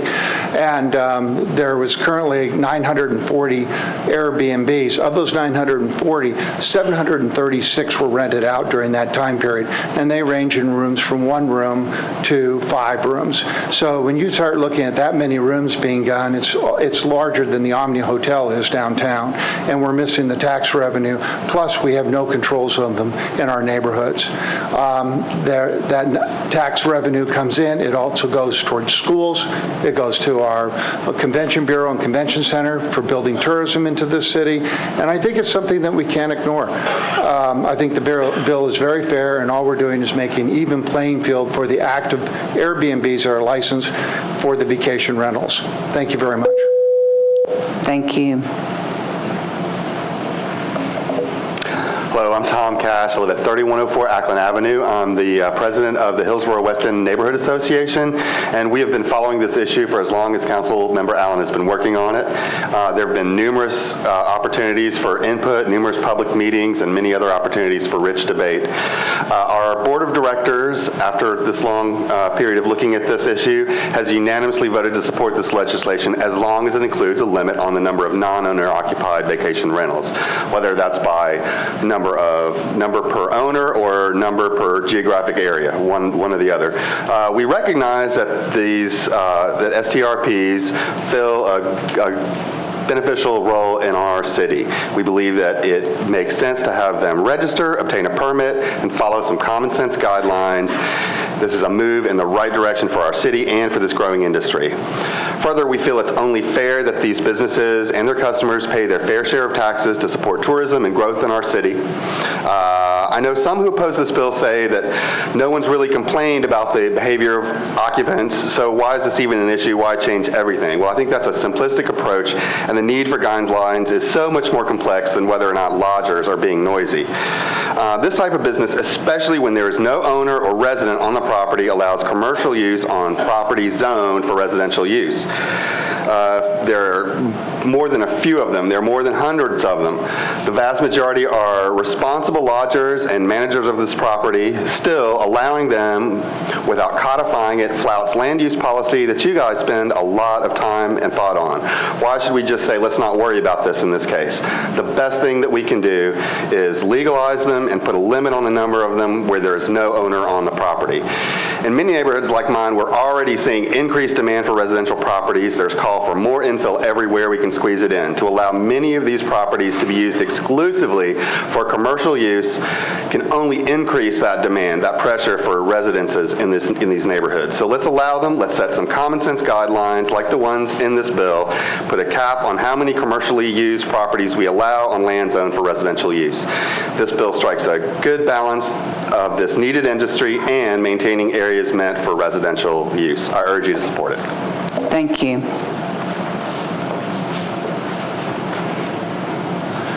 Good evening. My name is Amos Maley. I live at 162 4th Avenue North, and I would like to express my support to the Metro Council in putting forth an attempt to restrict the short-term rental properties in Davidson County. I particularly support the council's efforts to restrict the number of units that may be owned by any individual, and I would ask that that be extended out to any single entity. I further support the attempts to restrict the number of total occupants per unit. A lot of the Airbnb units in Nashville, I understand, are maybe somebody that has a garage apartment and they're trying to earn a little bit of extra money to pay the mortgage or maybe help their kid through school. I'm living a different situation than that. I live in a condo building that has 21 residential units. In the last several years, 16 of those have either been purchased or control has been taken over of those by a limited liability company that is running those Airbnbs very much like a hotel. There's a separate website. There's a Facebook page. There's signage on the outside of those units. There's now an armed guard that patrols the building on the weekends. There have been complaints about noise. There have been complaints about the number of individuals in any particular unit going on for quite some time now. And at this time, there's nothing in place that would prevent my family from being the only family, my wife and my young daughter, the only people from being in that building that weren't there for a bachelor party on Thursday, Friday, Saturday, or a bachelorette party. There have been a great number of folks that have come in and stayed that were very nice and they were very polite. there have been a great number of folks that weren't as nice and weren't as polite, and 3 a.m. knocks on the door, 3 a.m. screaming in the hallways, vomit in the lobby. These are all things that if it was one individual unit, perhaps that could be better controlled. But in the extreme situation, I'll acknowledge this is an extreme situation, 16 units operated more like a hotel than as someone's garage apartment is very, very difficult as someone who wants to continue to be a resident of Davidson County. Thank you. Thank you. Hi, my name is Elizabeth Smith. I live at 1800 Russell Street, and I'm president of the Laughlin Springs Neighborhood Association. And I'd have to say I agree with our previous speaker that having corporations that own lots of properties like this in his situation is not what we as Airbnb hosts are trying to achieve. But I really want to express a thank you to Berkeley Allen for working so diligently with us on the details of this bill. I really appreciate that work. As a host and as president of my neighborhood, I'm in favor of legislation that ensures that many people already hosting the tourists visiting our city are doing so in compliance with all laws. Clarifying this ambiguity is in everyone's best interest. However, I am disappointed that we don't have the amendments available to discuss. As written, the bill will not change the way I host guests at my house, but many of my neighbors are concerned that the restrictions on the number of bedrooms, the number of permits, will seriously affect their ability to, as our previous speaker said, pay the mortgage or the college tuition. We can't forget those people either. We have many more hosts in East Nashville than in other areas of town, and I've had no complaints from neighbors about short-term rentals, and believe me, if somebody is unhappy in Laughlin Springs, I hear about it. I urge the council to remain receptive to the voices of the hosts who rely on short-term rentals to make ends meet. I know that some of my neighbors are here tonight and must follow their conscience and speak in opposition since we don't yet know what those amendments are going to say. I love meeting the people from all over the world who come to Nashville and stay with me. I enjoy showing them the parts of the city that make it home for me and the wonderful things that all of us enjoy about Nashville. It's really a good thing, and I urge you to find out as much as you can about it before making your final decision. Thank you. Thank you. I'm Jane Hardy, and I'm a 4-year owner-manager of a vacation rental, short-term rental in my backyard, across the street from Councilwoman Berkeley Allen.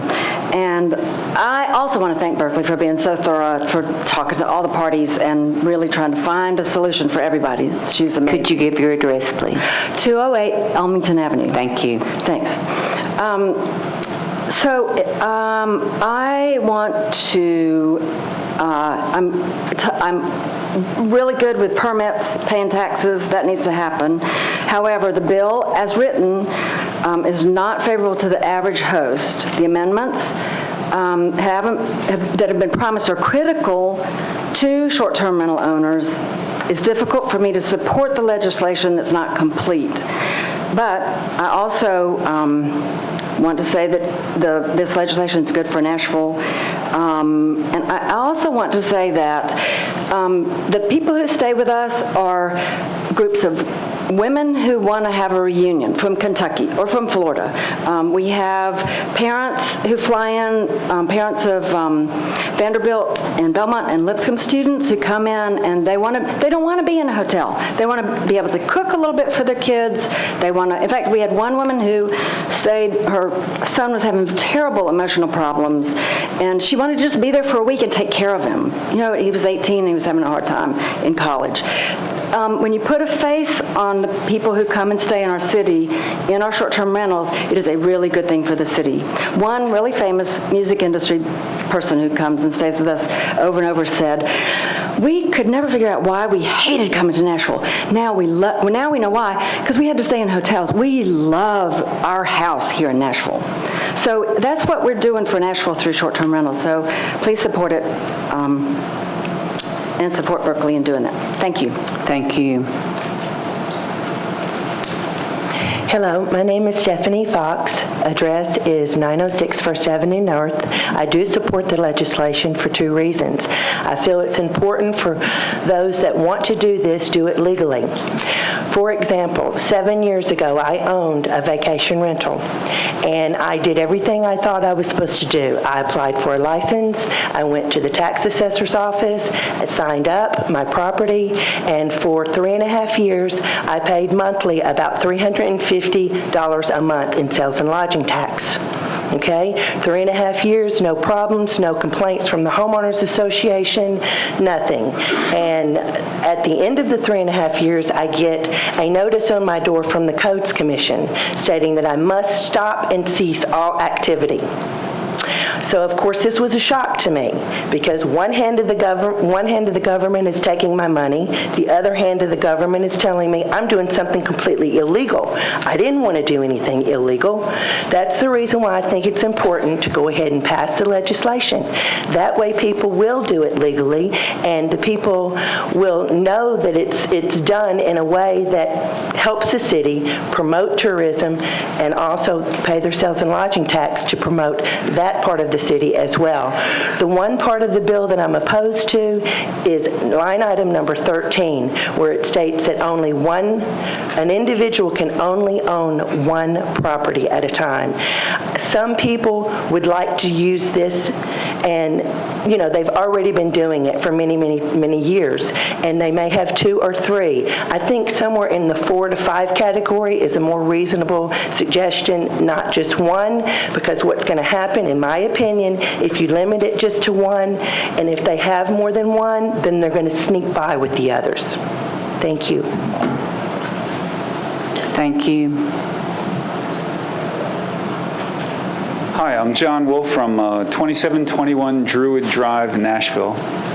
I sincerely appreciate the work Councilwoman Allen has done to bring this new internet business model of Airbnb forward, and to all those who came out today to share their perspectives and advice on crafting wise legislation. I've heard people say that Airbnb helps people to pay their mortgages and avoid foreclosure.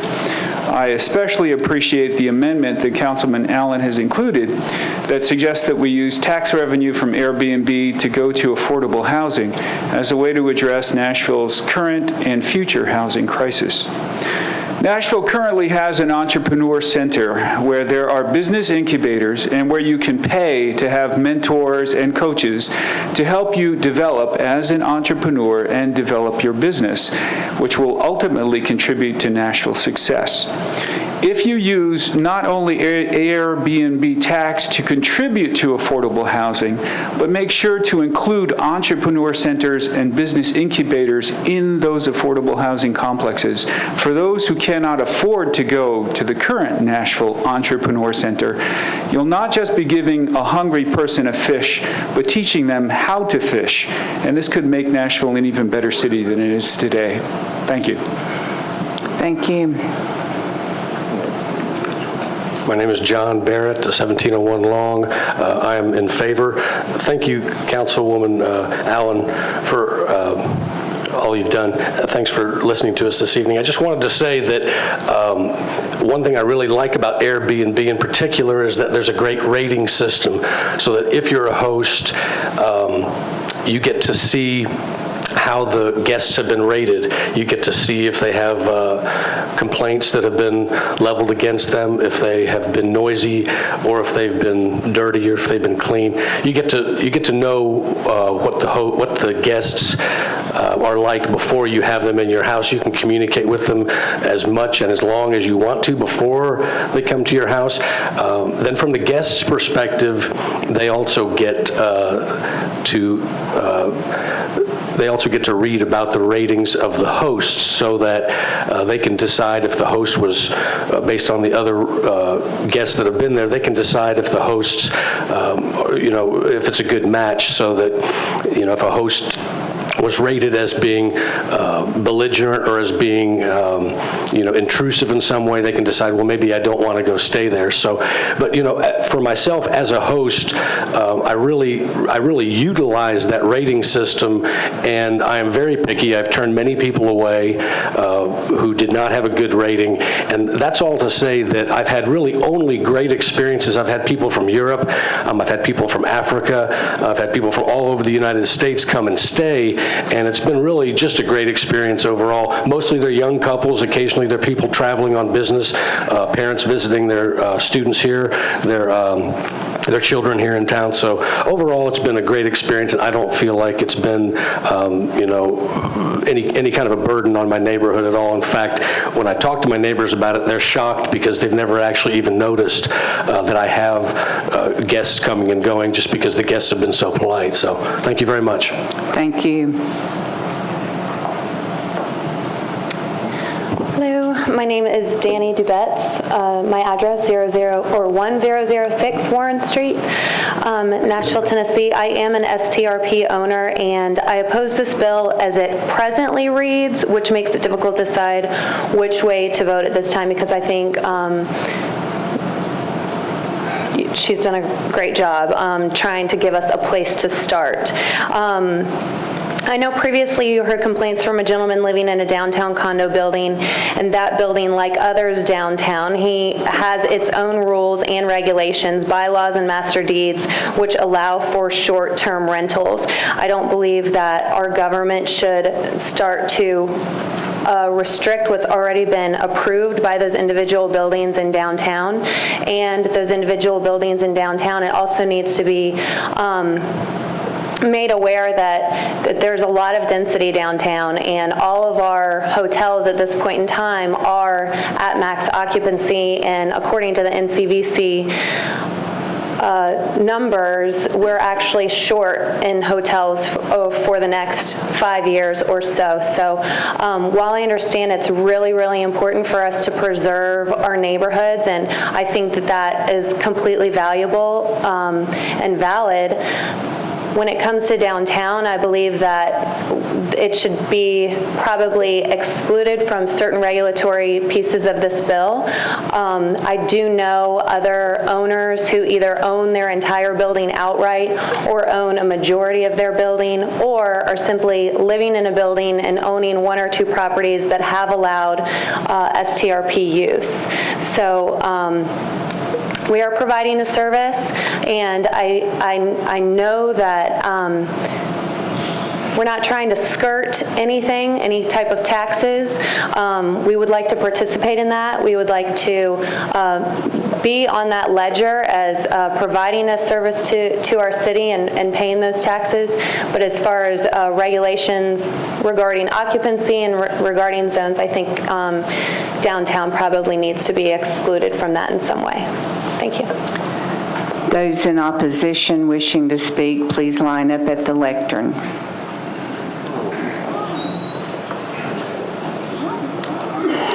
Please state your name and address. Good evening. Good evening, ladies and gentlemen. I come to you from 555 Church Street, just rock throwing distance over my shoulder. Recently became acquainted with the vacation rental home industry in Davidson County. October 1st, I began to be an entrepreneur in that. Today, I decided to go down and check on what you're doing at the present time regarding vacation rental properties, because my first tax will be due November the 20th, and I do want to pay my taxes. So I visited with a gentleman by the name of Mr. Terry in the clerk's office. Very courteous, I might add, and saw that I knew nothing about what we were doing, and I had to become acquainted with the process, because if you come to Davidson County and you're going to incur some tax liability, you ought to pay it. So he said I needed to have a business license, and I picked up the form to do that. So that's what you're doing at the present time. You got a business license required for an operator of a short-term rental property. I went upstairs to two ladies that he told me about who administered this program, very courteous, I might add, and explained to me that they were getting a little aggressive in collecting the taxes that have been due since day one when someone did operate a vacation rental home, short-term lodging. And I said, well, I'm very interested in that, because in all of my quotes, when I get an inquiry, I do quote the tax rate, which is 15.25%. Have property in Williamson County at 17.25%. And I'm concerned that everybody pay like I pay because there's a competition issue out here and I want to pay the same as everybody else. And she says, well, you'll be glad to hear that I've got over 400 letters going out tomorrow addressing that issue. I said, that's great. I'm glad to hear it. I won't get one because I'm signing up on time. I respectfully submit, with all due respect to the work that's gone into this bill, every single concern, and I wrote them down, that has been expressed here tonight, is already addressed in the various departments of your government. Not one single thing is left uncovered. For example, the disturbance at the building where someone imbibed a bit too much, I suppose. When I went down to the Cumberland to check on some property down there, I was told, your people better be right. If they're not right, they'll be gone and you'll be the next one to be gone. Do you know that the short-term rental industry is the highest regulated industry in the world? Thank you. Oh, me. Thank you.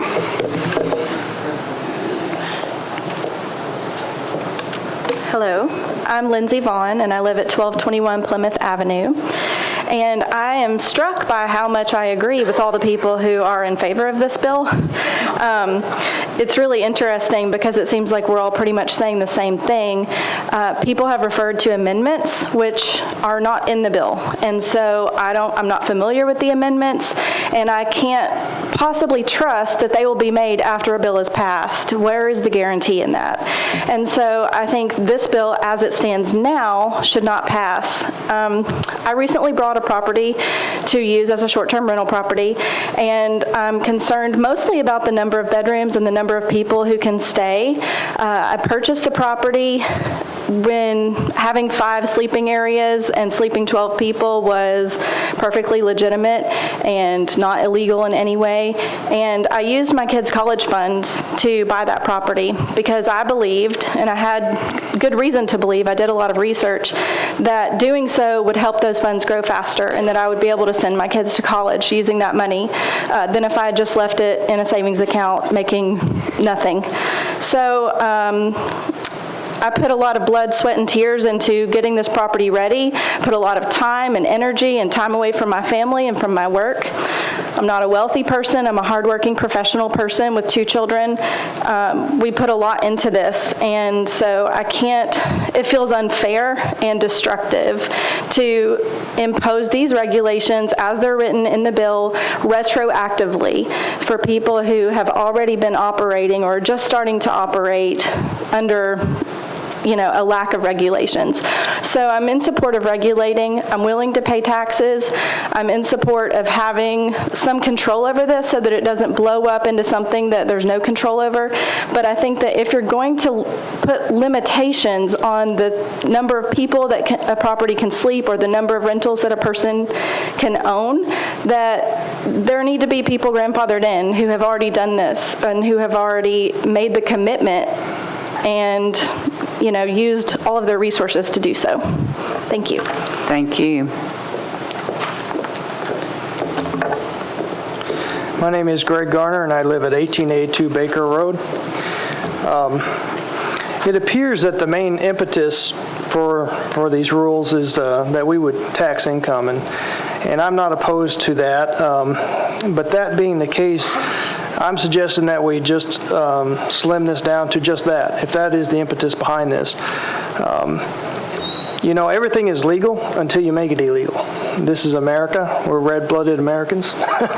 We should be able to do with our property as we can and want, and unless there's a problem that affects other people, and so I don't object to the taxing, but all the other rules, I would suggest that we wait until we have a preponderance of issues that would justify enacting those rules. For example, I have a 4-bedroom and can sleep and do sleep 10. I'm on 10 acres. It would be, I would bet that there have been very few actual issues that we've documented that why we've come up with this number of bedrooms to number of people and those kinds of limitations. So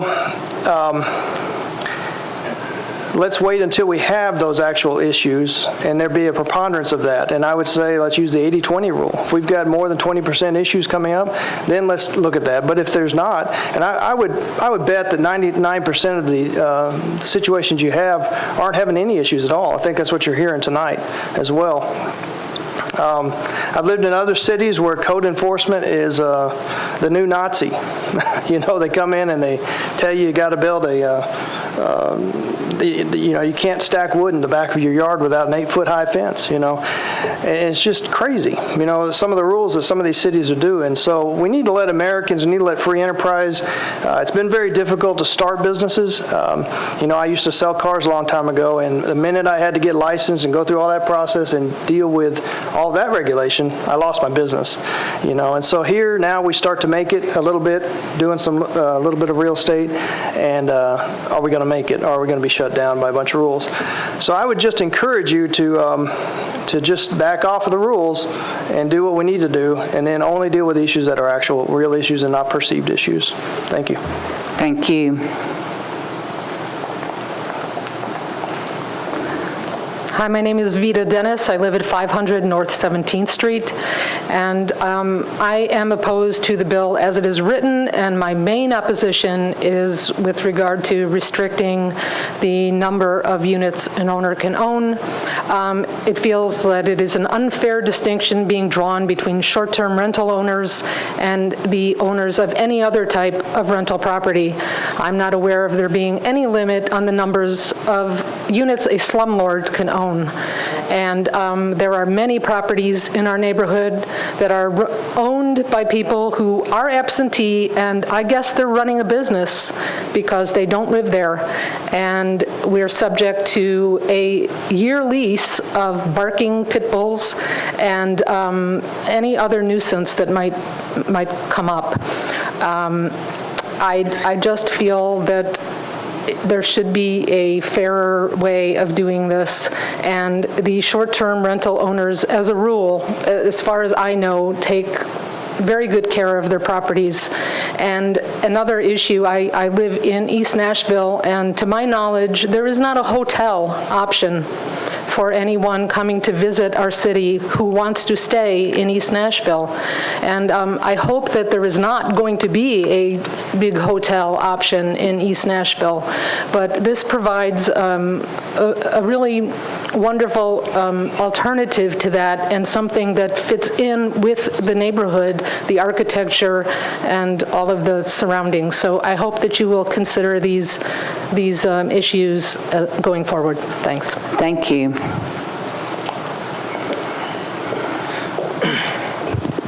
Hi, good evening. My name is James Scoggin. I'm at 1407 Sweetbriar. I'm a little confused as well. I find myself aligned a bit with the pro on this particular issue, primarily because I do believe in paying taxes. I do believe in supporting the rules as they stand. However, I do have issues with the way that the bill is currently being perceived by myself and by obviously others here. I wrote some of this stuff out, and it's going to sound like it's not going to be applicable anymore, because I do agree with a lot of it, Ms. Allen. I do have issues with the number of bedrooms that, because I do have a home that I've owned for 3 years. My wife and I travel quite a bit, and when we're out of town, we rent it out, and basically the way that this bill reads is that I'm out of luck. So it's, I find myself in an opposition.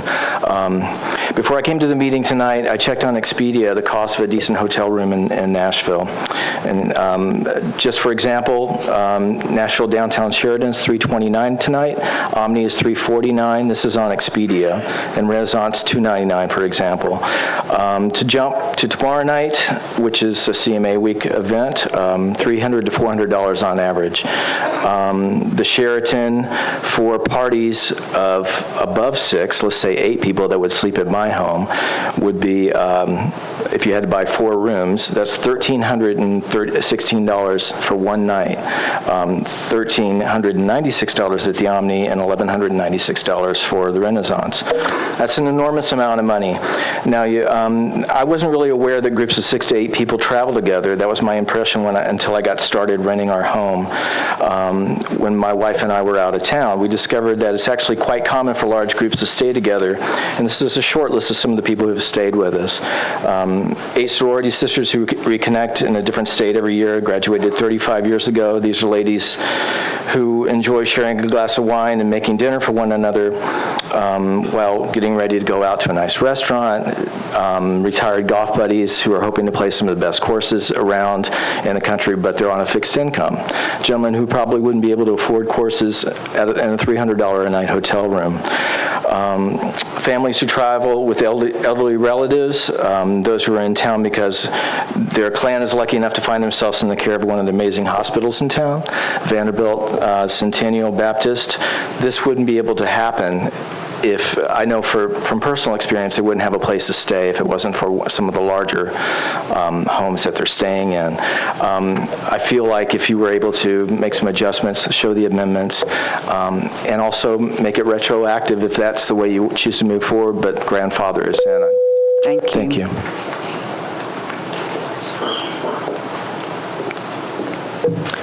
My name is Rainey Britt, and I live at 3314 West End Avenue.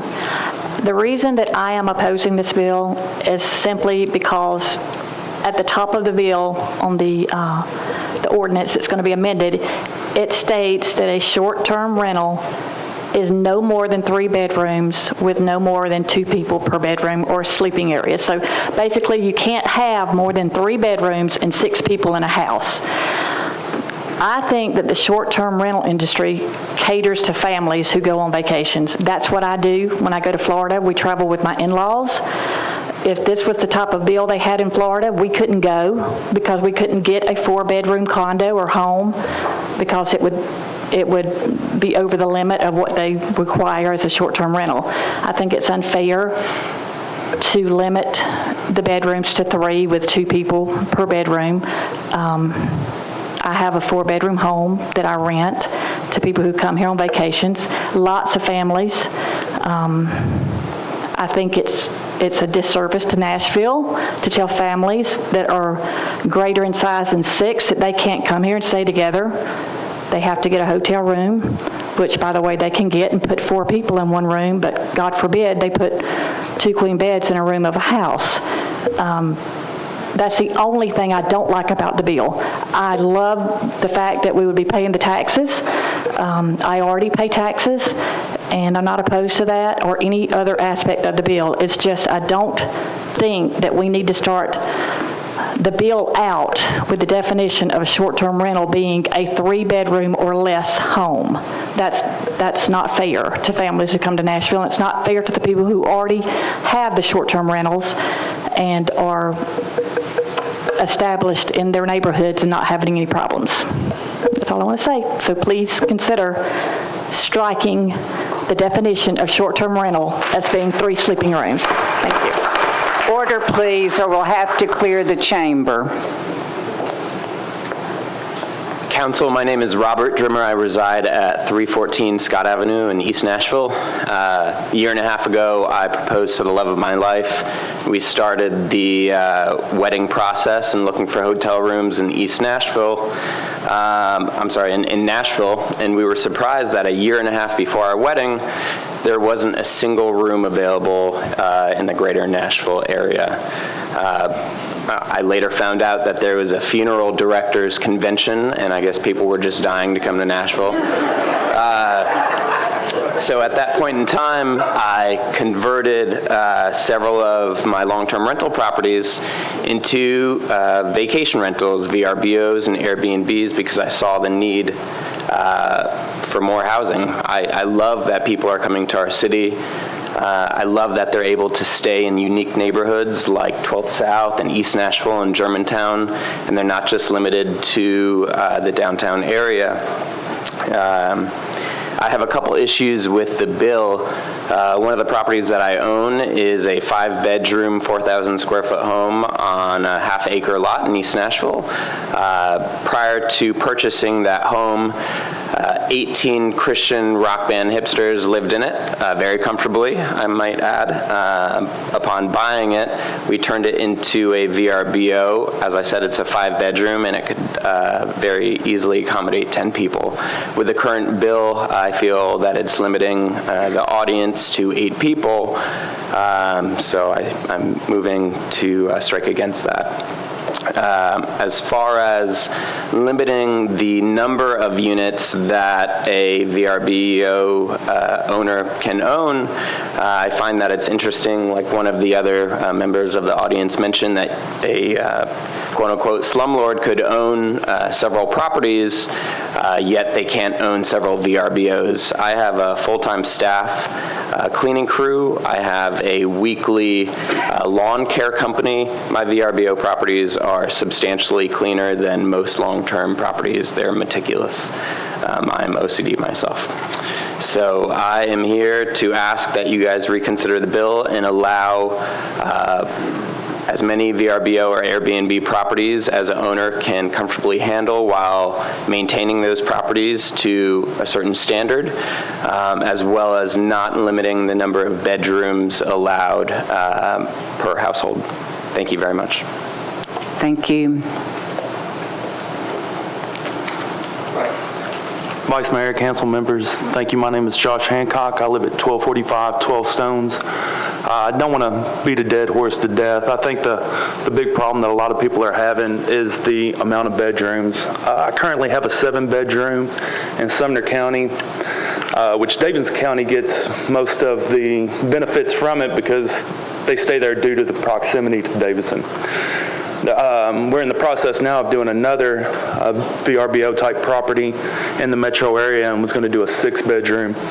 When you think of the vacation rental properties, in my head, you think of the larger 4, 5, 6-bedroom properties because that's what people want. I think we're very lucky to live in a place that people are wanting to come to.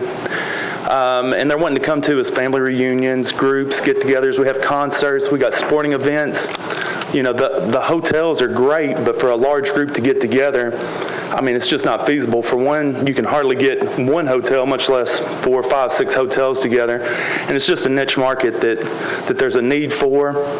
I do understand as far as saturating the market and maybe, you know, in certain areas having too many VRBOs. I think, you know, possibly regulating that. But as far as the number that an individual can own, you know, I just don't foresee that as an issue. I agree with the last gentleman. Own as many as you can comfortably afford. Thank you. Thank you. We do ask that you not be repetitious of things that might have been said before you. Hi, I'm Ashley Larsenese. I live at 846 Bradford Avenue, 37204. It's the 12th South area. It's trendy, hip, cool. Everyone wants to live there, including people who travel here. Tourism is huge in 12th South. It has not just become huge with short-term rentals, but I just read in the Tennessean today that they are building on the corner of 12th and Paris a merged building, which is basically a residential unit and it's shopping and retail on the bottom. It's taken 12 South from being this preserved neighborhood, very historic, having a lot to do with Nashville and the Southern hospitality, to being a interesting, fun, crazy, chaotic, traffic-jammed place to live. The reason why I'm in opposition of this bill is because I'm trying to preserve the neighborhood. Our home is 3 bedrooms. We fall underneath the regulations. The number of people staying within our home, I would like to have 8. I know that's opposing to what the bill currently says. I would rather have 8 people in my home than have a retail, residential, large hotel or anything like that being built in that area. So that's why I'm in opposition of this bill. Thank you. Michael Beecham, 3302 Nevada Avenue. Not to be repetitious about the other things, so I'll skip through it. Obviously, I'm opposed to capping the number of folks we can have staying in the house. Don't think it's the government's place. But more than that, I feel that it's a bit overregulated the way the bill's written at this point, requiring us to have a 24/7 hotline. For example, I'm on Airbnb. That seems to be Airbnb's problem, not the local government's. Also, serving them food. We don't serve food, but I really don't know why that would be in there. You can buy food at hotels, and no one has a problem with that. That's pretty much it. Thanks. Thank you.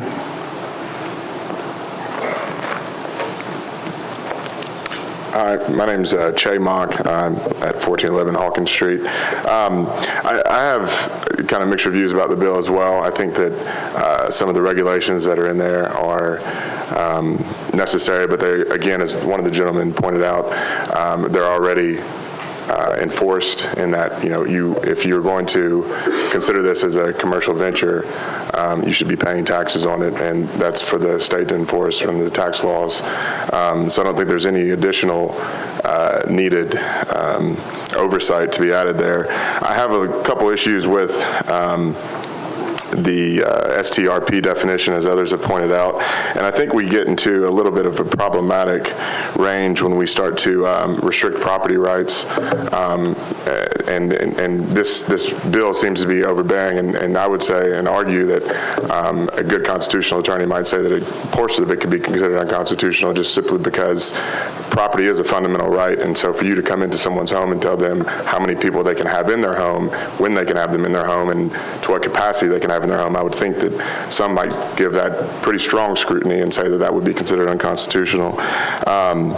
And I would also say, again, pointing to someone as myself, an attorney, and someone whose mother worked for legal aid for 20 some odd years, I've seen and borne witness to slumlords and people who take advantage of those who don't have the capacity to understand what is to be given to them under a rental per se, and just because now we want to separate these short-term rentals, I think more because of the fact that it draws large revenues more than the fact that it's an issue or a problem.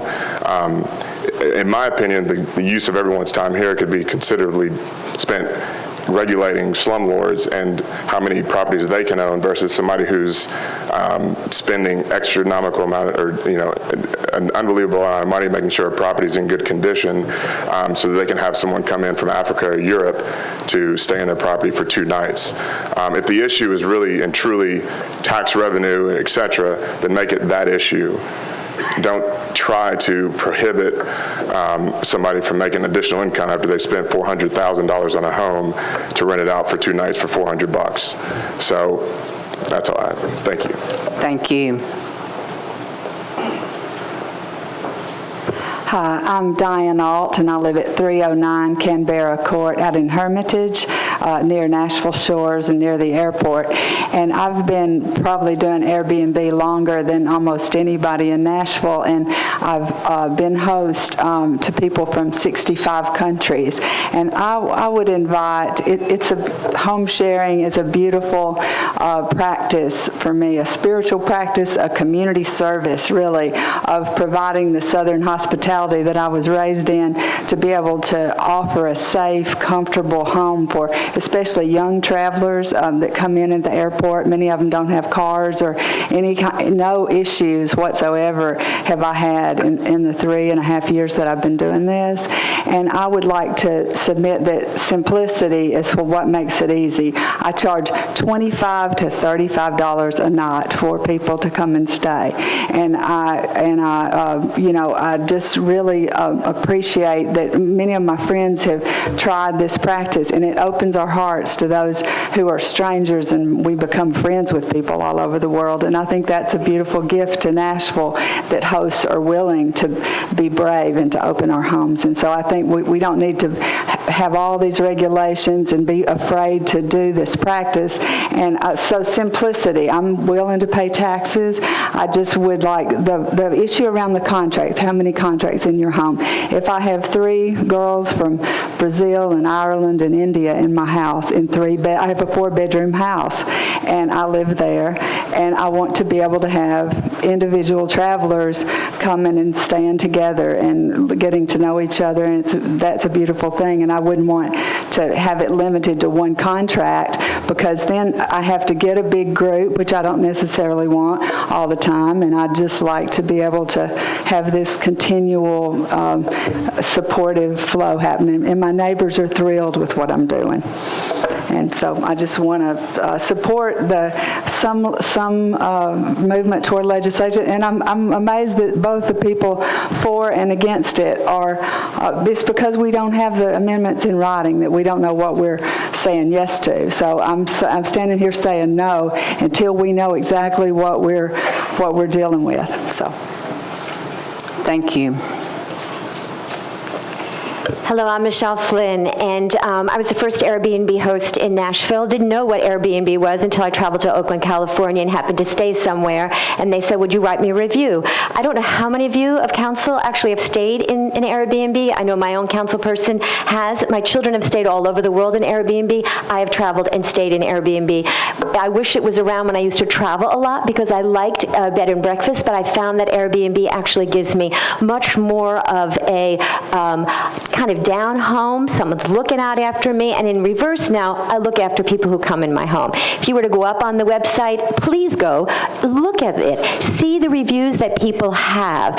Nashville has become partially, I believe, the invitational city that it is because of Airbnb. We are promoters of what Nashville has. I believe that part of why we get such good reviews is because of that.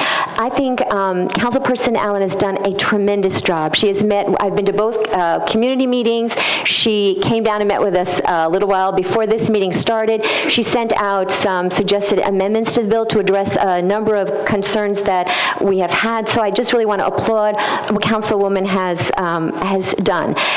On the other hand, the one piece that I have a particular concern about is if you have a home like I do, and not just one room, but I would like to rent out 2 rooms. That is not possible in this bill. If you only hold me to one home, one person staying in my home, you will cut my income immediately in half. I depend on this income, kids through college, all of that. I would also offer that I'm a close neighbor with other folks here on the council. You don't know that I'm even doing an Airbnb. You don't know these people are doing Airbnbs. We're very responsible. We're in our neighborhoods. We really look out after each other. Just one final point about it is micro-entrepreneurism is part of what's building this town. You have young people coming here to be entrepreneurs.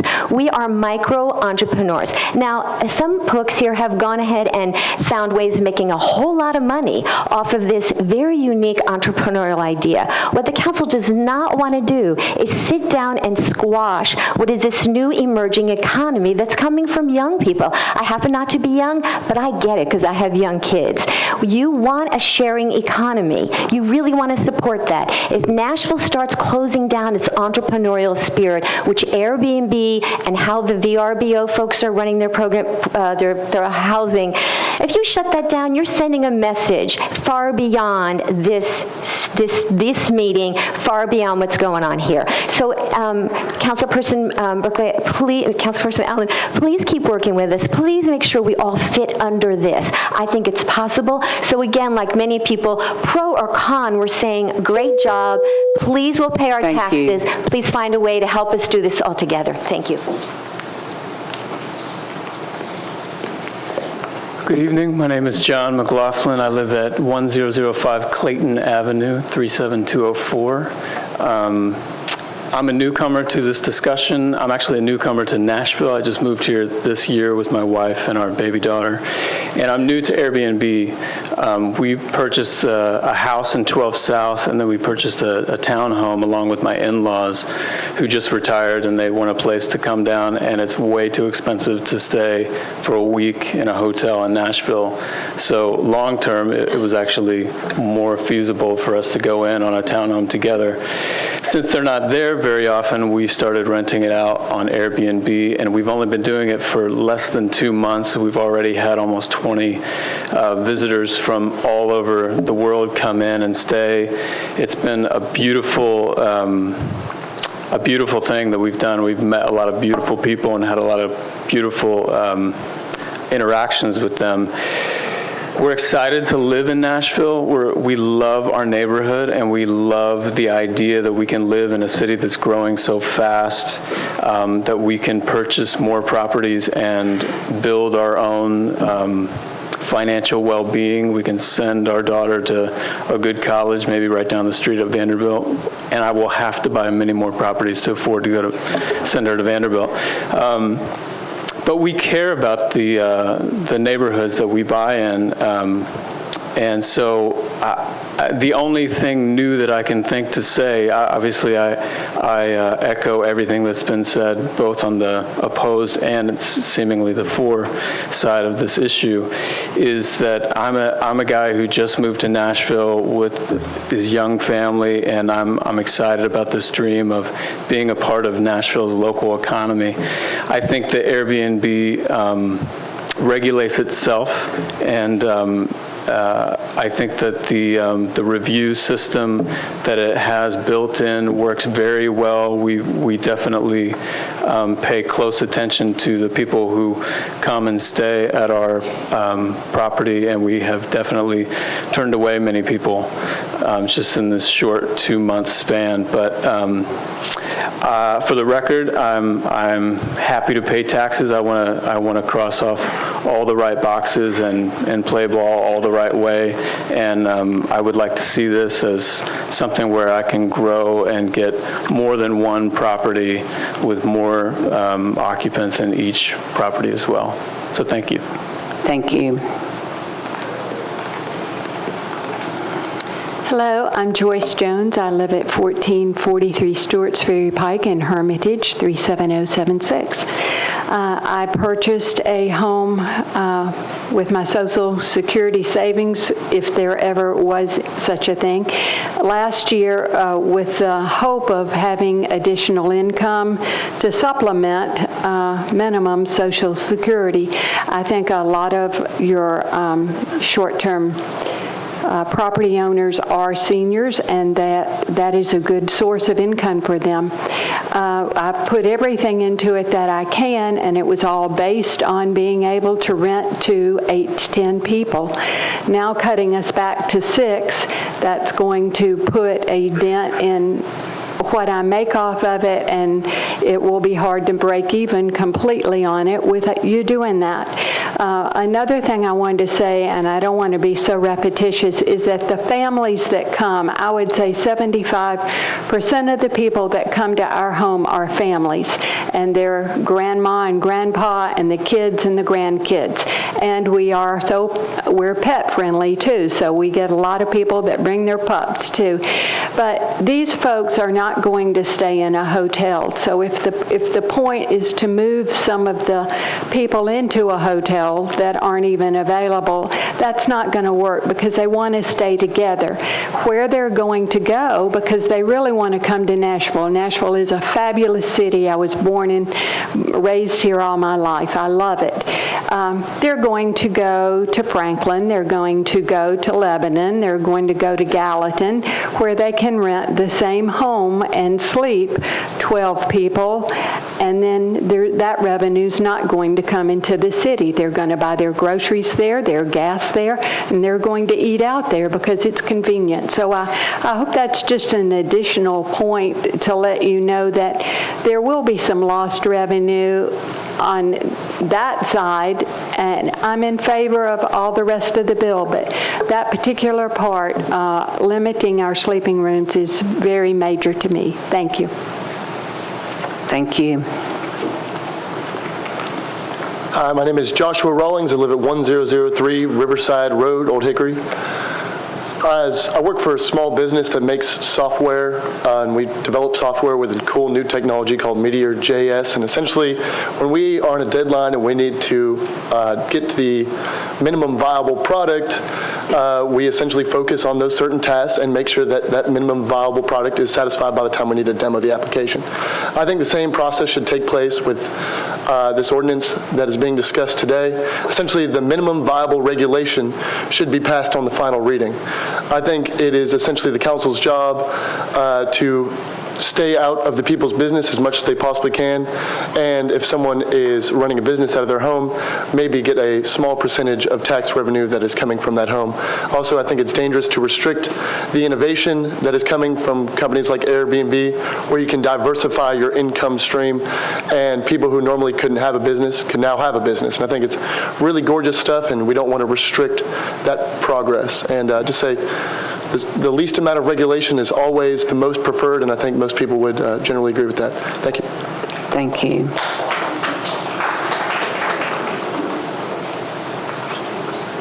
Bill Hockridge, 1600 Division Street, 37203. Let's not pass something and then wait to see what's in it, by virtue of amendments or anything else. I think we've been down that road before.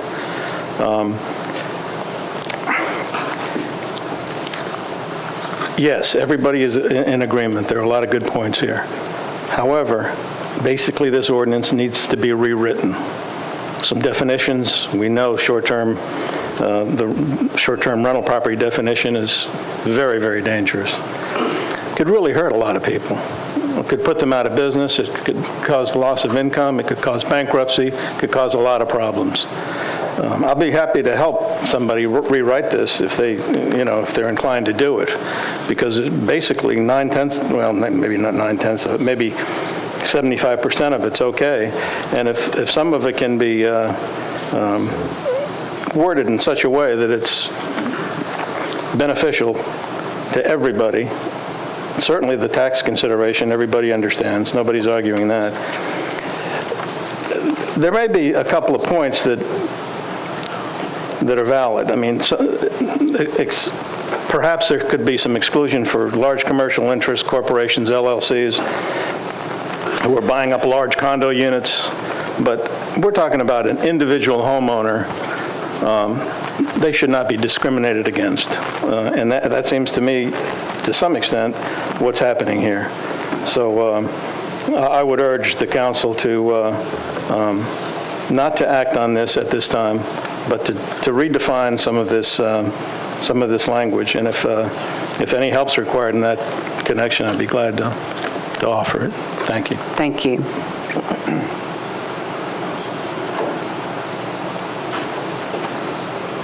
Hi, my name is Ann Krauser. My address is 2210 Pennington Bend Road, Nashville, Tennessee, 37214. Pretty much ditto what everybody has said. The only new concern that I could bring up is that in this ordinance it says that there's a $50 permit fee,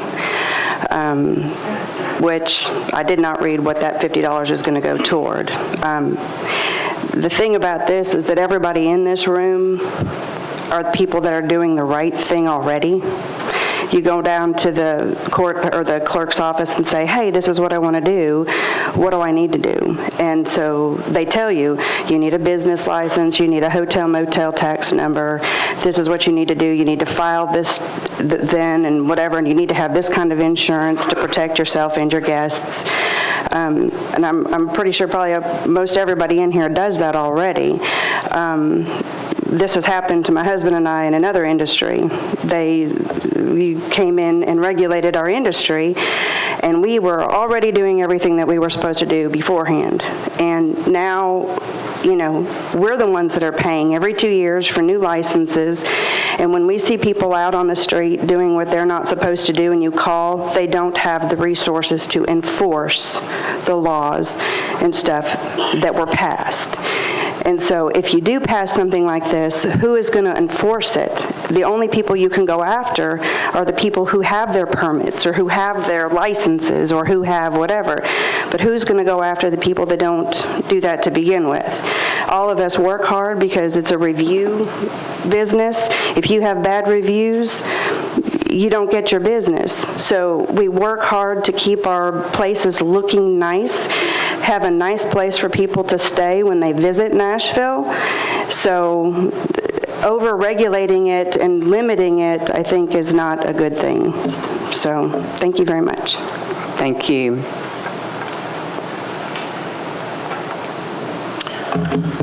Good evening. Will Carter, 4007 Cadence Drive. For me, and I know several Airbnbers and VRBOers, and I know my own experience as well, bring up a couple things that maybe hadn't been talked about real quick is definitely the folks that I know who do this take really seriously better care of their home because they have a vested interest to do so than most homeowners do, and definitely most rental owners do, and even most hotels that I've been in. And I've been in several hotels that aren't quite up to par. And so seeing the care that's taken for people to say, hey, I want to have my home be great on the inside and the outside, so it's attractive, it gets a great review. The incentive to do that and the money and the time and energy that goes into it, makes these people extra milers in everything they're doing to have a successful VRBO or Airbnb business. Another thing is the music industry is a big part of this. You get so many people, for me especially, I've had probably 30% of the people that have come to my place be outsiders from all over the country, all over the world who they're coming here to record, they're coming here to songwrite, they're coming here to be a part of the music industry side of things. And it's great for them to have a house that they can bring their group with, their band with, or whatever, and then they're downtown, doing what they do in the music side of things. And so that's another side that I've seen, because it's such a transient city for music and for people coming here to do music. And the other thing that I've also experienced was that a lot of folks come to these homes and they get an opportunity to sample being in one of these homes, and then they turn around and buy one or come in and buy a home in Nashville. They come and get to sample different areas around town, and as they're staying here and they've got a kid going to Belmont and they're like, hey, I really love the area here. So is that my time? No, you have 1 minute left. Our timer's not working, so I'm your timer. Okay, great. That was pretty much it. Just ending on that I think, again, I've been surprised by how many folks that I know who do this have had, and even the realtors I know that are like, wow, it's great. You've had people come in these areas, and now I've referred them to a realtor going, hey, these folks want to buy a place here. They love it here. They want to move to Nashville. They love our city. They want to get a second home. They want to. So anyway, thank you very much. Thanks for your time. Thank you.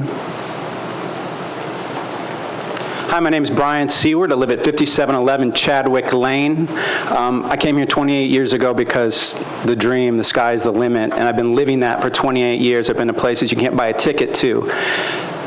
But now for the first time there's legislation that says the sky's not the limit, it's an 8-foot ceiling's the limit, as the way it's written. For every council person here, I appreciate you so much for your service because I know what it takes for you to do what you do. I vote for you. I'd love for you to consider this. For every person who stood in line here in opposition to this, what they've said is, please tax me. Please take my taxes. I want to play by the rules. But please don't limit the amount of taxes that you can take from me. As the way this is written, right now it says you can tax me once. I'm standing here for everyone who's in opposition, begging you to tax us 100 times. Let us have 100 so we can continue to invite people to this incredible city that you represent for us, that spend tons and tons and tons of money here, go and tell all their friends how awesome it is and how they should come and spend tons and tons of money too, and stay at our places where we give you our tax dollars. That please do whatever you want with it. Give it to the affordable housing, give it to the Save the World Fund, whatever. But please don't limit the amount of small businesses that we can grow, that we can build, that we can do to invite more people to spend their disposable personal income in this amazing town. Thank you.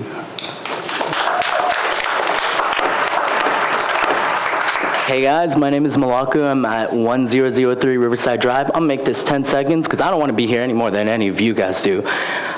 all I have to say, which is a completely different point, is that 99% of these people have all been owners of their own SCRP. And think about the other people that come to these places, the people that are not here to speak about how amazing they love coming and staying at these places rather than a hotel.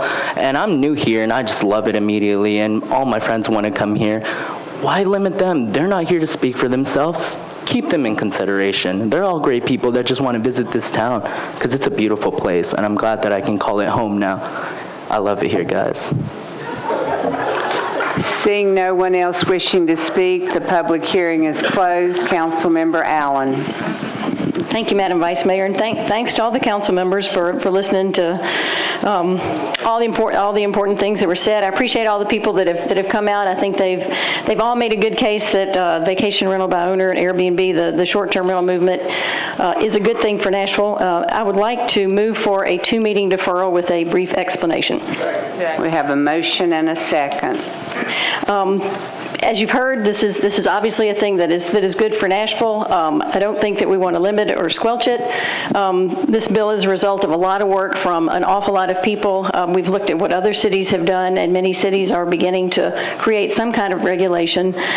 We've tried to take the best of that and to start with the draft. I've met with every department in Metro that will talk to me about this. I've held 2 community meetings. I've met with every neighborhood that would let me into their neighborhood meeting, and I've received an awful lot of good input. I've been working on incorporating that. Some of it has taken a lot of research and wasn't ready to go to have in time for tonight's meeting. So with that being explained, I will be putting forth some changes. At the request of the Planning Department, this bill has been broken into 2 pieces. I will be offering a substitute for one part and filing a new bill that will include all of the conditions. And those are many of the items that we've talked about tonight. What I've heard is the biggest concerns are with the limit on ownership, and that will change. Part of that is involving still some more research that hopefully will be completed. So when the companion bill is filed, that will be published and everyone will be able to see how those conditions have changed, so nothing will be snuck by. It will all be a public document, and I think that's a very important part of the process. So with that, I would again thank you for being such great listeners and ask for a 2-meeting deferral. I have several folks in the queue. Do all of you wish to speak on the motion to defer? Councilmember Holloman. I didn't push my button. Yours has been on from the beginning, so. It doesn't show on. Councilmember Garrett. On the motion to defer, I know what she's going to do, and I guess you're going to have a meeting or 2 with the individuals on there. I would hope that those individuals that hear, and I think this council has all been sitting back here and listening to you. I hope at this meeting, that when she defers you, it realizes that the one item that did not come up in your discussion with Council Lady Berkeley is zoning. And the reason that we're here, and she needs to talk to you if she already hadn't, is it is illegal to operate a business in a residentially zoned piece of property. Just bear that in mind, and if you do get this passed, you will be the first one that will be passed in the history of Davidson County. Councilmember Dominic. Thank you, Vice Mayor. I was just going to clarify with Mr. Cooper if this was a zoning bill and if it could be amended on 3rd reading, but since she's going to defer that, it's not of major importance right now. If you want to clarify that, you can, though, just for the record. The zoning bill is amendable on 3rd reading. As she said, the bill is going to be split into 2, moving most of the conditions into the business regulation section of the code. So that would only be amendable on 2nd reading, but the zoning piece is amendable on 3rd. All right. But she plans on amending it before that anyway. All right, that was my only question. I'd actually turn my light off, but it's okay. Thank you, Vice Mayor. You were still in the queue. Councilmember Duvall.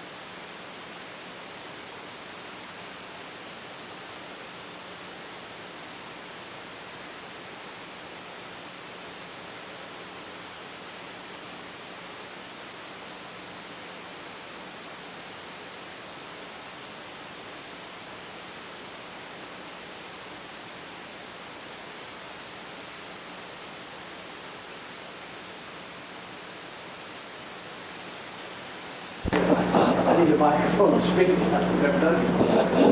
The request to extend the term of study for I think it's 3 months longer to complete their work. They're in the middle of their work now. They've brought in a national organization to give them some advice. And so to look at best practices around the country as it relates to benefits. As you know, Metro employee benefits are one of the largest items in our operating budget. We spend more than a couple $100 million a year on employee benefits. And periodically, it seems to be prudent business to look at those and to look at them long term to see what the market is and to see if changes need to be made. I would emphasize and stress to all of you that in no way are we talking about changing any benefits for any current employees or any current retirees. That's never been on the table and is not on the table. But when you look at liabilities in the pension fund and you look at liabilities in your medical plan, long term, I think it's only prudent that it's good business practice, good government practice to look at it from time to time, and that's what the committee's work is doing. And as you know, they spent a lot of their initial time working on one piece of legislation which has been adopted by the council, and they need a few more weeks, a few more months to complete their work, and that's what the request is for. Councilman Garrett, did you wish to speak? You have no microphone. Thank you, Madam Vice Mayor. I'd like to make a motion to defer one meeting. Second. Have a motion and a second. I've talked to several council members and several organizations that are concerned with just exactly what Mr. Reeving had talked about as to whether this is going to apply to present Metro employees or might apply to individuals who would be hired at a later date. Retirees were just a little worried with reluctance from everybody, but I believe everybody has agreed that we would just get straight over the next couple of weeks. We have time. We can pass this the next meeting. The time that we have to pass it is the 19th, I believe is the last day, so we can pass it next meeting over the next couple of weeks. We can reassure everybody that what they're going to study will only apply to individuals that will be hired at a later date. So Any discussion on the motion to defer? Seeing none, all in favor, please say aye. Opposed, no. Motion to defer passes. Next is RS 1214-1270, amends the pay plan for the employees of Metro government to provide for an increase in salary for the mayor, the vice mayor, and the members of council, effective September 1, 1215. Council Member Pridemore. Committee report. Council Member Weiner. Thank you. Personnel approved this by 4, 1 against, 1 not voting. Thank you. Budget and Finance. Budget and Finance voted 9-4, 4 against. Favor. Okay. Have a move for approval. Have a motion and a second. Councilman Stein, did you wish to speak? Yes, ma'am. Permission to turn sideways. Turn sideways. We won't hold you to addressing the First time I've chair seen without a some of y'all's microphone. faces this entire term. Yes, and it's a lovely view from here.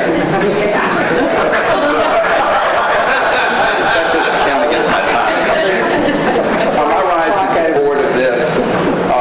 It's important for the public to understand this does not apply to any of us in this room. Some people in this room want to argue because they are going to be on the ballot either for re-election or for another office that there's a conflict. There's not a conflict. Unless you know you're not going to be opposed or unless some divine entity has told you you are going to win next September, there is no guarantee that this applies to anyone in this room. This issue has not been looked at for 11 years. Realistically, the politics of this is it will not be looked at again for at least another 8. If you look at it relative to other employees in our government, we are not as successful as each of us want to be, but we look at employee salaries and raises every single year. And every single year, the hugest majority of this room tries to maximize what we do with salaries for our employees. The charter and the politics of this mean you don't look at our salaries, council salaries or the mayoral salaries, except every so many, usually it's 8, it's been 11, it'll be another 8. You look at it in isolation. because of that, it looks like it is a gargantuan increase. If you look at it over the course of the last 11 years and had done it incrementally, and I would argue look at it again over the course of the next 8 years, it's not a gargantuan increase. Two separate issues. You have a mayoral salary of $136,000, and this would raise it to $180,000. We spend a lot of time talking about wanting government to be like a business. Tell me anywhere on the face of the earth that you have an almost $2 billion business that pays their CEO $136,000. We're talking about here not an amount of money that will encourage somebody to run, because clearly they're running for all of the other kinds of reasons you run. But indeed, if we value the position, we should want to increase the salary every so often. And sometimes, we pride ourselves in this body, each of us, of representing those of us, their constituents. 5 of us in Hope County, each of you all your districts. But sometimes we know something about some things that others don't. We know that each of us operates in an environment that is part-time, but the world expects us to be full-time. None of us complain about it. We all ran on that. We all understand all that. But that's the expectation. So I would argue to you that nobody is going to run next summer because this goes from 17,000 to 22,500. Because clearly, that's not enough difference to make someone want to do it. But I would also argue this shouldn't cost citizens that want to run for this body. And we all know that the amount of time it takes, which we're not complaining about because we all do it willingly, takes away from our business, it takes away from our lives, and this little bit of increase that's happened once in 11 years and won't happen again for 8 years, I would argue just shows that this community values what we do. And I think we value what we do, and I think this community values what we do. And I swear to you, it's not going to be anybody that happens to be on the ballot. And if they do, I think those of us that have served that aren't going to be, we'll be delighted to tell the world what's involved in doing this job. So I understand the politics of this mean that some folks can't vote for it, but I would also say that those of us that won't pay any price for doing it ought to do the right thing and pass this tonight for these offices. Thank you. I think if you want to press your request to speak button, those may be working. I have one light on. There they are. Councilmember Perdue? I agree with Councilman Stein. We do look at the employee pay every year. But it's like me walking in the mall with my wife and said, we're looking home. Looking's okay, but we ain't done a damn thing to help. It said last year when Councilman Stein was in charge of the finance, we worked harder to look at ways of saving money by not paying the employees than we did to give them something. And then for that reason, I'm opposed to this bill, and if we can't give them nothing, then we don't deserve nothing. Councilmember Stipes? I would just say this is one of the reasons why I think a lot of people have become very cynical with government. That the same body that would raise their taxes, turn around, give tax breaks to some of our most profitable corporations, would then turn around and vote ourselves a pay increase. Now, it doesn't apply to the next term, but for the average voter, they look at this and they see a body that has raised their taxes and now votes to raise their own salary. And I think it explains why we have a lot of the cynicism that we have towards government today. Thank you. Councilmember Duvall? Thank you, Madam Chairman. I wasn't sure you had a mic from me or not. I stand in opposition of this resolution. There's absolutely no way that we should be voting to give the next council that kind of pay raise. If we want to start looking at pay raises, then we should be taking a small percentage, it's the same as we have to hand out to the employees that we fight so hard to give them additional money when we have our budget cycle.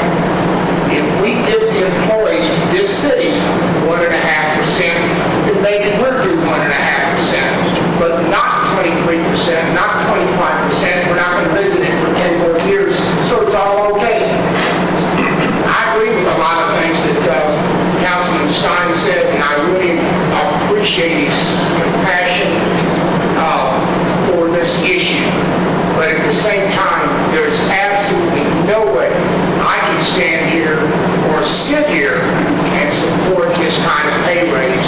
I say we don't give ourselves any kind of pay raise and let the next council put something in, or we put something in that says whatever we give the Metro employees, we are a Metro employee. At that time, we will take that 1% or 1.5% or 3% or whatever they will give them. But to sit here and take, I forgot what it was, 23% in one shot, and oh, by the way, here we are, folks. We're going to give the next council that. I think it's improper. Thank you so much for allowing me to speak. Councilmember Glover. Thank you, Vice Mayor. For me, this is a moral issue. This is not a political issue. We have not been able to consistently give our employees in the city the kind of raise that we'd like to give them all. And so, therefore, we each come into this position knowing what the pay is, hopefully knowing what the job is. And frankly, yes, I'm self-employed. I have a simple choice I can make. If I don't like the amount of time I spend with this, if I don't like the amount of money that I, quote, make with this, or that I don't make with this, then I have a choice. I don't have to run again if I don't want to, or I don't have to come in and run in the first place. And so therefore, until we can find equity for all of our employees in this city, and we can do it on a consistent basis, I morally cannot support this. Thank you, Vice Mayor. Councilmember Holloman. Thank you, Madam Vice Mayor. I just want to say, I like the mics being off. I like the lower world edition. Maybe this is a question for the sponsor, but I think one of the things that makes us struggle with this is it's such a large number all at one time. And I'm wondering how much the committee looked at what's done in other cities, which is that there's an incremental escalator over time. And so appropriate to ask the sponsor why we didn't look at that approach instead, and why couldn't we have done that going forward? Mr. Cooper will answer. The charter was amended many years ago to provide that increases in elected official compensation have to be part of the pay plan and can only take effect at the beginning of the next term. Since we do a pay plan every year, it would take a charter amendment to have a built-in escalator, so to speak. Because of the way they structured it, I mean, we don't do automatic escalators for all employees. We don't do multi-year. So, but if we did that, if the charter were amended, it could be done. Sure. Councilmember Cotton. To me, a more palatable way to handle the financial issues, I'm holding up my pay stub, and I look and I see FICA and withholding come out of that pay stub. As you increase your salary, just like it's your business, you're going to pay more taxes. I use this phone, especially on the West Hillwood zoning issue. Probably this week, 75% was council-related and 25% was personal-related. A better idea to me would be for us to institute an expense allowance. Yes, it is an old phone. I don't want to do all that other stuff. But a more palatable way that would make more financial sense is an expense allowance that I would submit X% of myself from. This month it may be 75%, next month it may be 5%. Driving to and from council functions, pay what the IRS reimbursed mileage rate is. That would be non-taxable, and it would be, if I wanted to budge on that account and the scrutiny in the audit department, then I run the risk of public transparency showing that I've taken 85 clients out to lunch this past month, and Councilman Davis only went out once. I'm willing to risk that if it's legitimate or not.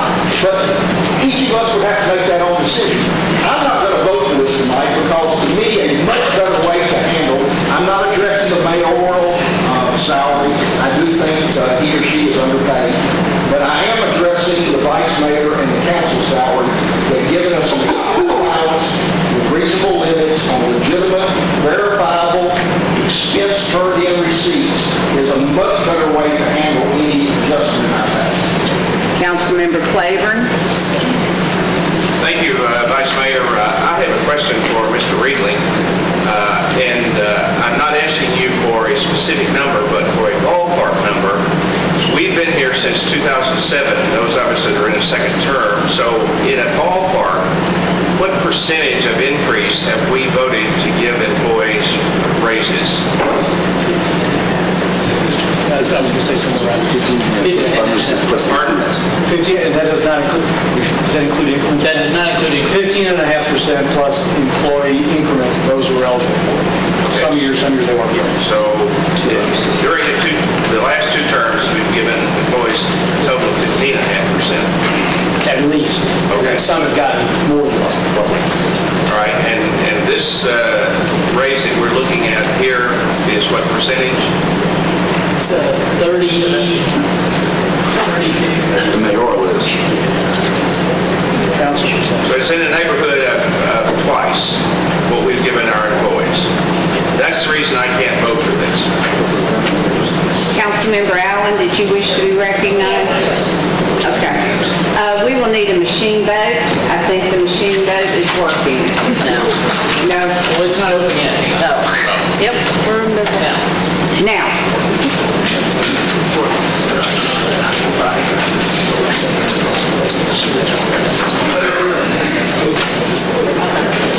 I need everyone voting, please.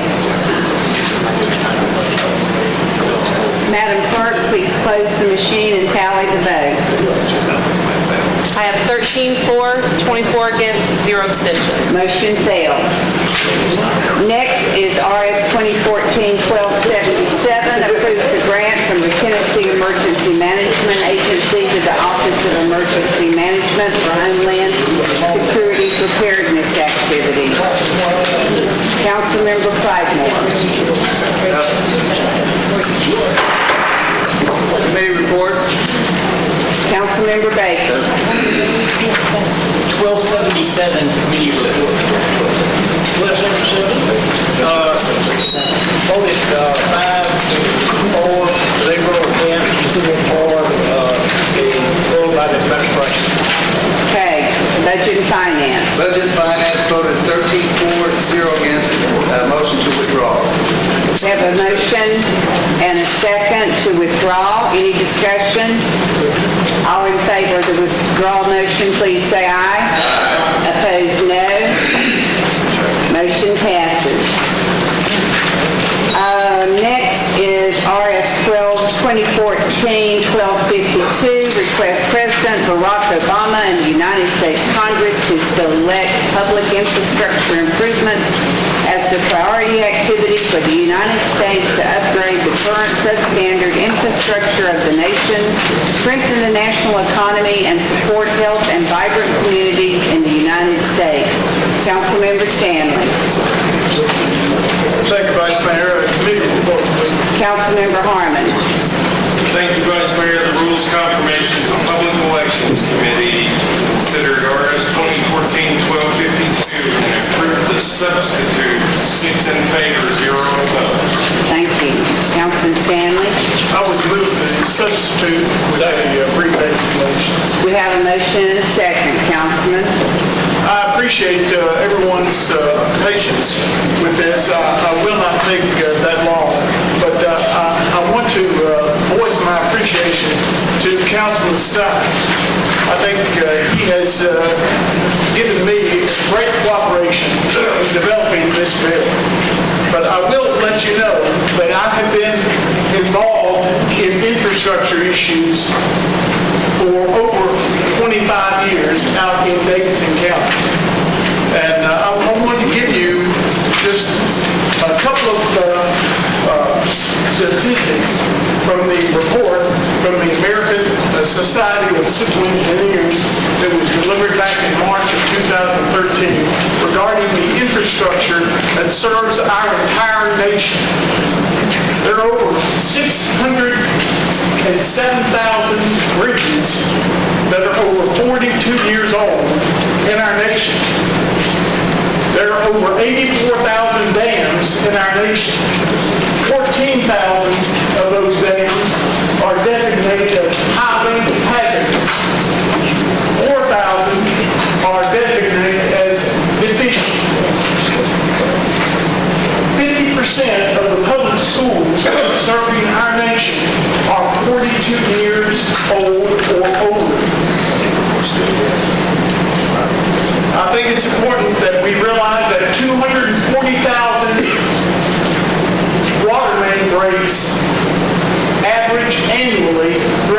foundation. But when you take into consideration all of these figures, you look at the fact that state, federal, and local officials have never gone to the extent of looking at infrastructure modernization as they should.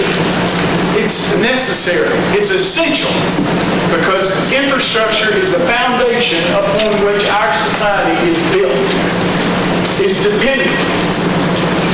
We have infrastructure, metro water infrastructure that they bought out the private government utility districts in District 14, District 11, District 12. But a lot of this infrastructure is woefully substandard. But Metro Water still does not want to go in there and do any improvements. I think it's important that we just adopt this resolution, which is simply a request asking President Obama, Governor Carl Dean, Mayor Carl Dean, Governor Bill Haslam to give priority consideration to developing or to modernizing and also dedicating a long-term funding source for the infrastructure needs of our nation. If they don't, this nation is going to fall behind. It already has started falling behind because we have gone and given a lot more consideration to foreign issues rather than domestic issues. This is a domestic issue that deserves this city's support right now. Thank you. All in favor, please say aye. Opposed, no. Motion passes. We will need a motion to approve the bill as substituted. I make a motion to approve as substituted. Have a second. All in favor, please say aye. Opposed, no. We'll need a machine vote.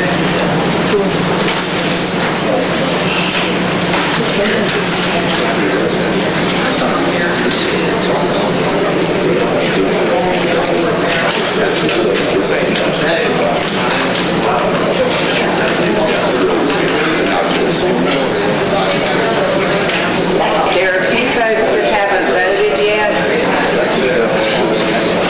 Councilman Matthews.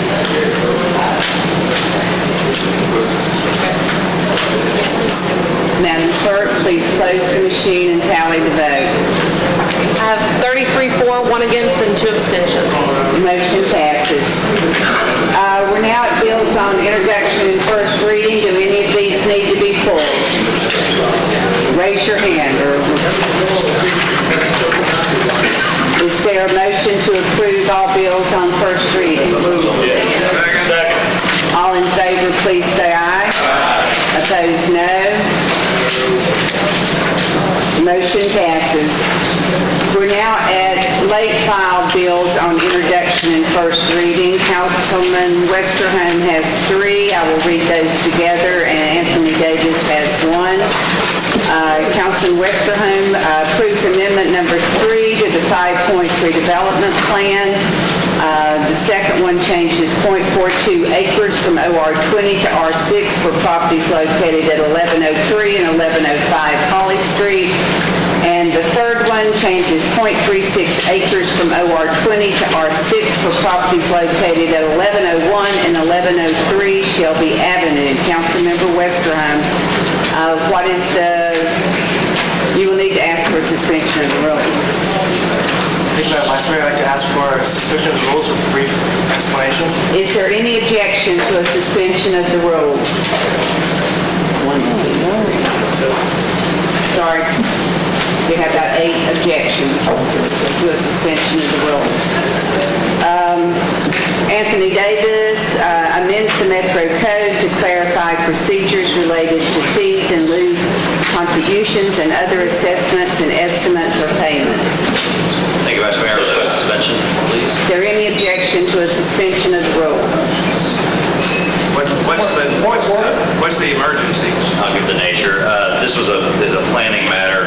reason was to make sure we adopted this prior to a state statute this is related to. There's a deadline to get it in on the December public hearing before the end of the year, to track with what the state has going on these fees.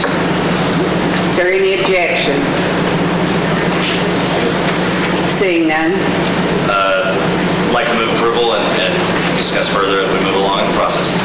Have a motion and a second.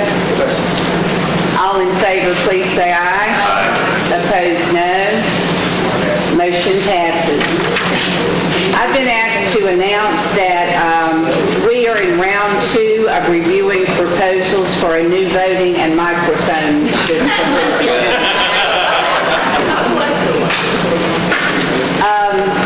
BL 2014-922 amends the Metro Code to designate unsolicited, non-biodegradable promotional materials as litter and prohibits the throwing of such materials from a vehicle and on private residential property without the permission of the owner or resident. Councilmember Weiner.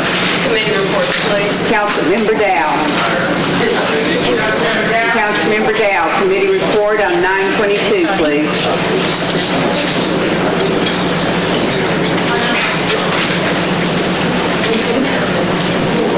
I got it. It's a 3-4 and 0 against from the Coast Park Fair and Farmers Market Committee. Thank you. Councilmember Weiner. Move approval. Have a motion and a second. All in favor, please say aye. Opposed, no. Motion passes. 923 authorizes the Director of Public Property Administration to transfer any remaining interest Metro may have in a small section of property located at the corner of Van Buren Street and First Avenue to McRedmond Brothers, Inc. Councilmember Gilmore. Thank you, Vice Mayor. Committee reports. Councilmember Hunt. Thank you, Vice Mayor. Planning and zoning and historical approval bill 923, 10-4-0 against. Thank you. Councilmember Anthony Davis. Thank you. Public Works voted to approve 3-4-0 against. Councilmember Craigmore. Budget and Finance vote 13-4-0 against. Councilmember Gilmore. Thank you, Vice Mayor. Move for approval. Have a motion and a second. All in favor, please say aye. Opposed, no. Motion passes. BL 2014-924 amends the Geographic Information System Street and Alley Centerline layer by abandoning a portion of the right-of-way for Alley 233. Councilmember Gilmore. Thank you, Vice Mayor. Committee reports. Councilmember Hunt. Thank you, Vice Mayor. Planning and zoning and historical approval bill 924, 10-4-0 against. Councilmember Harrison. Thank you, Vice Mayor. Traffic Department approved 4-4-0 against. Thank you. Councilmember Anthony Davis. Thank you. Public Works voted to approve 3-4-0 against. Councilmember Gilmore. Thank you. Move for approval. Have a motion and a second. All in favor, please say aye.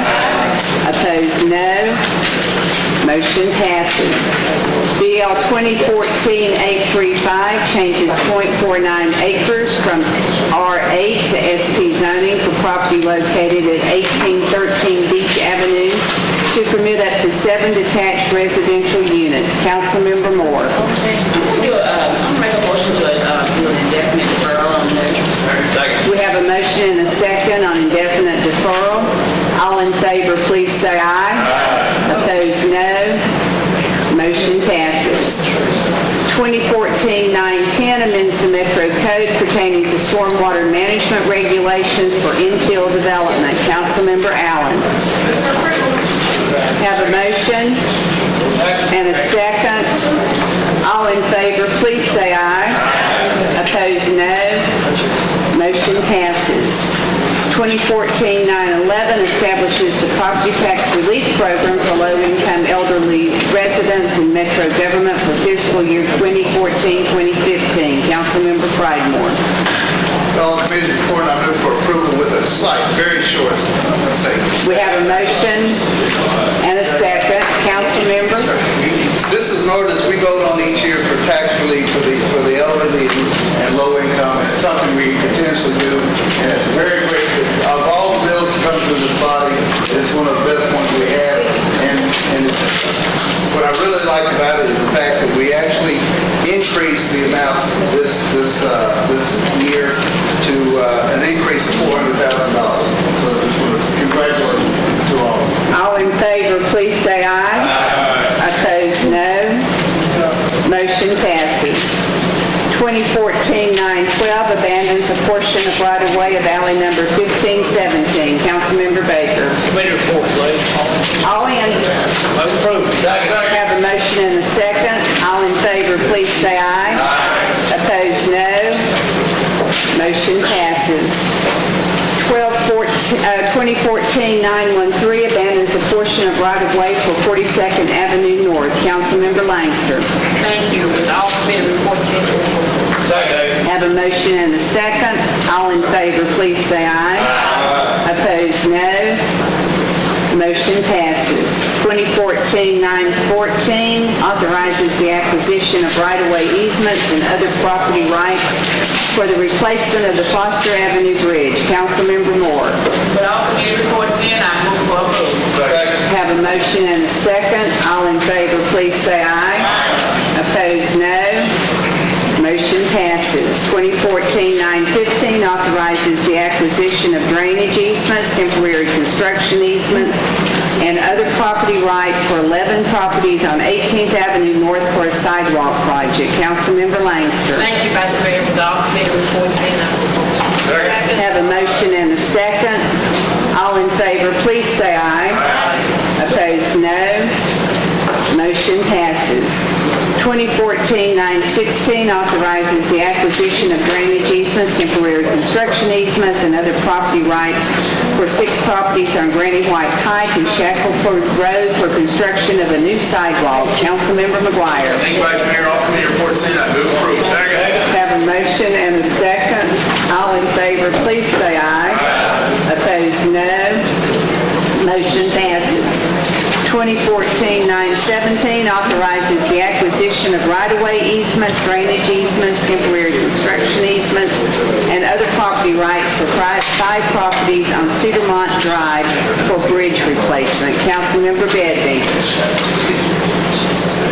Councilmember Bedney, 917. I apologize. It's very hard to hear in the back here.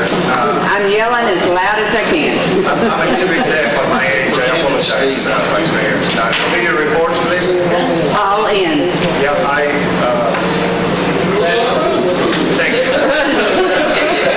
Thank you. We have a motion and a second. All in favor, please say aye. Opposed, no. Motion passes. 2014-918 authorizes the acquisition of drainage easements, temporary construction easements, and other property rights for 7 properties on Murphy Road, Sloan Road, and West Lawn Drive for a sidewalk project. Councilmember Holloman. Committee reports, please. They're all in. Move approval. Second. Have a motion and a second. All in favor, please say aye. Opposed, no. Motion passes.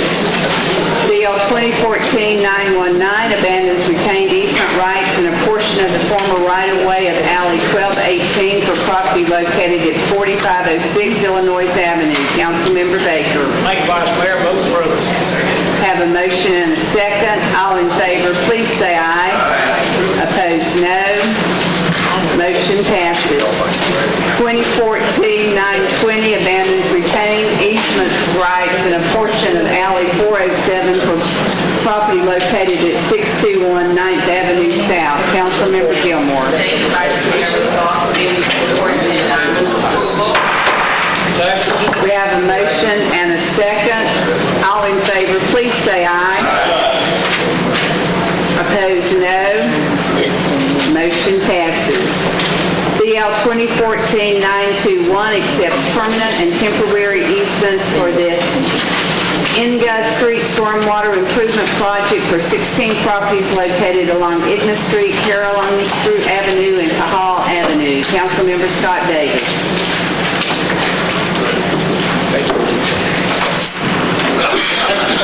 Thank you, Vice Mayor. I'd like to move for approval with a very brief explanation.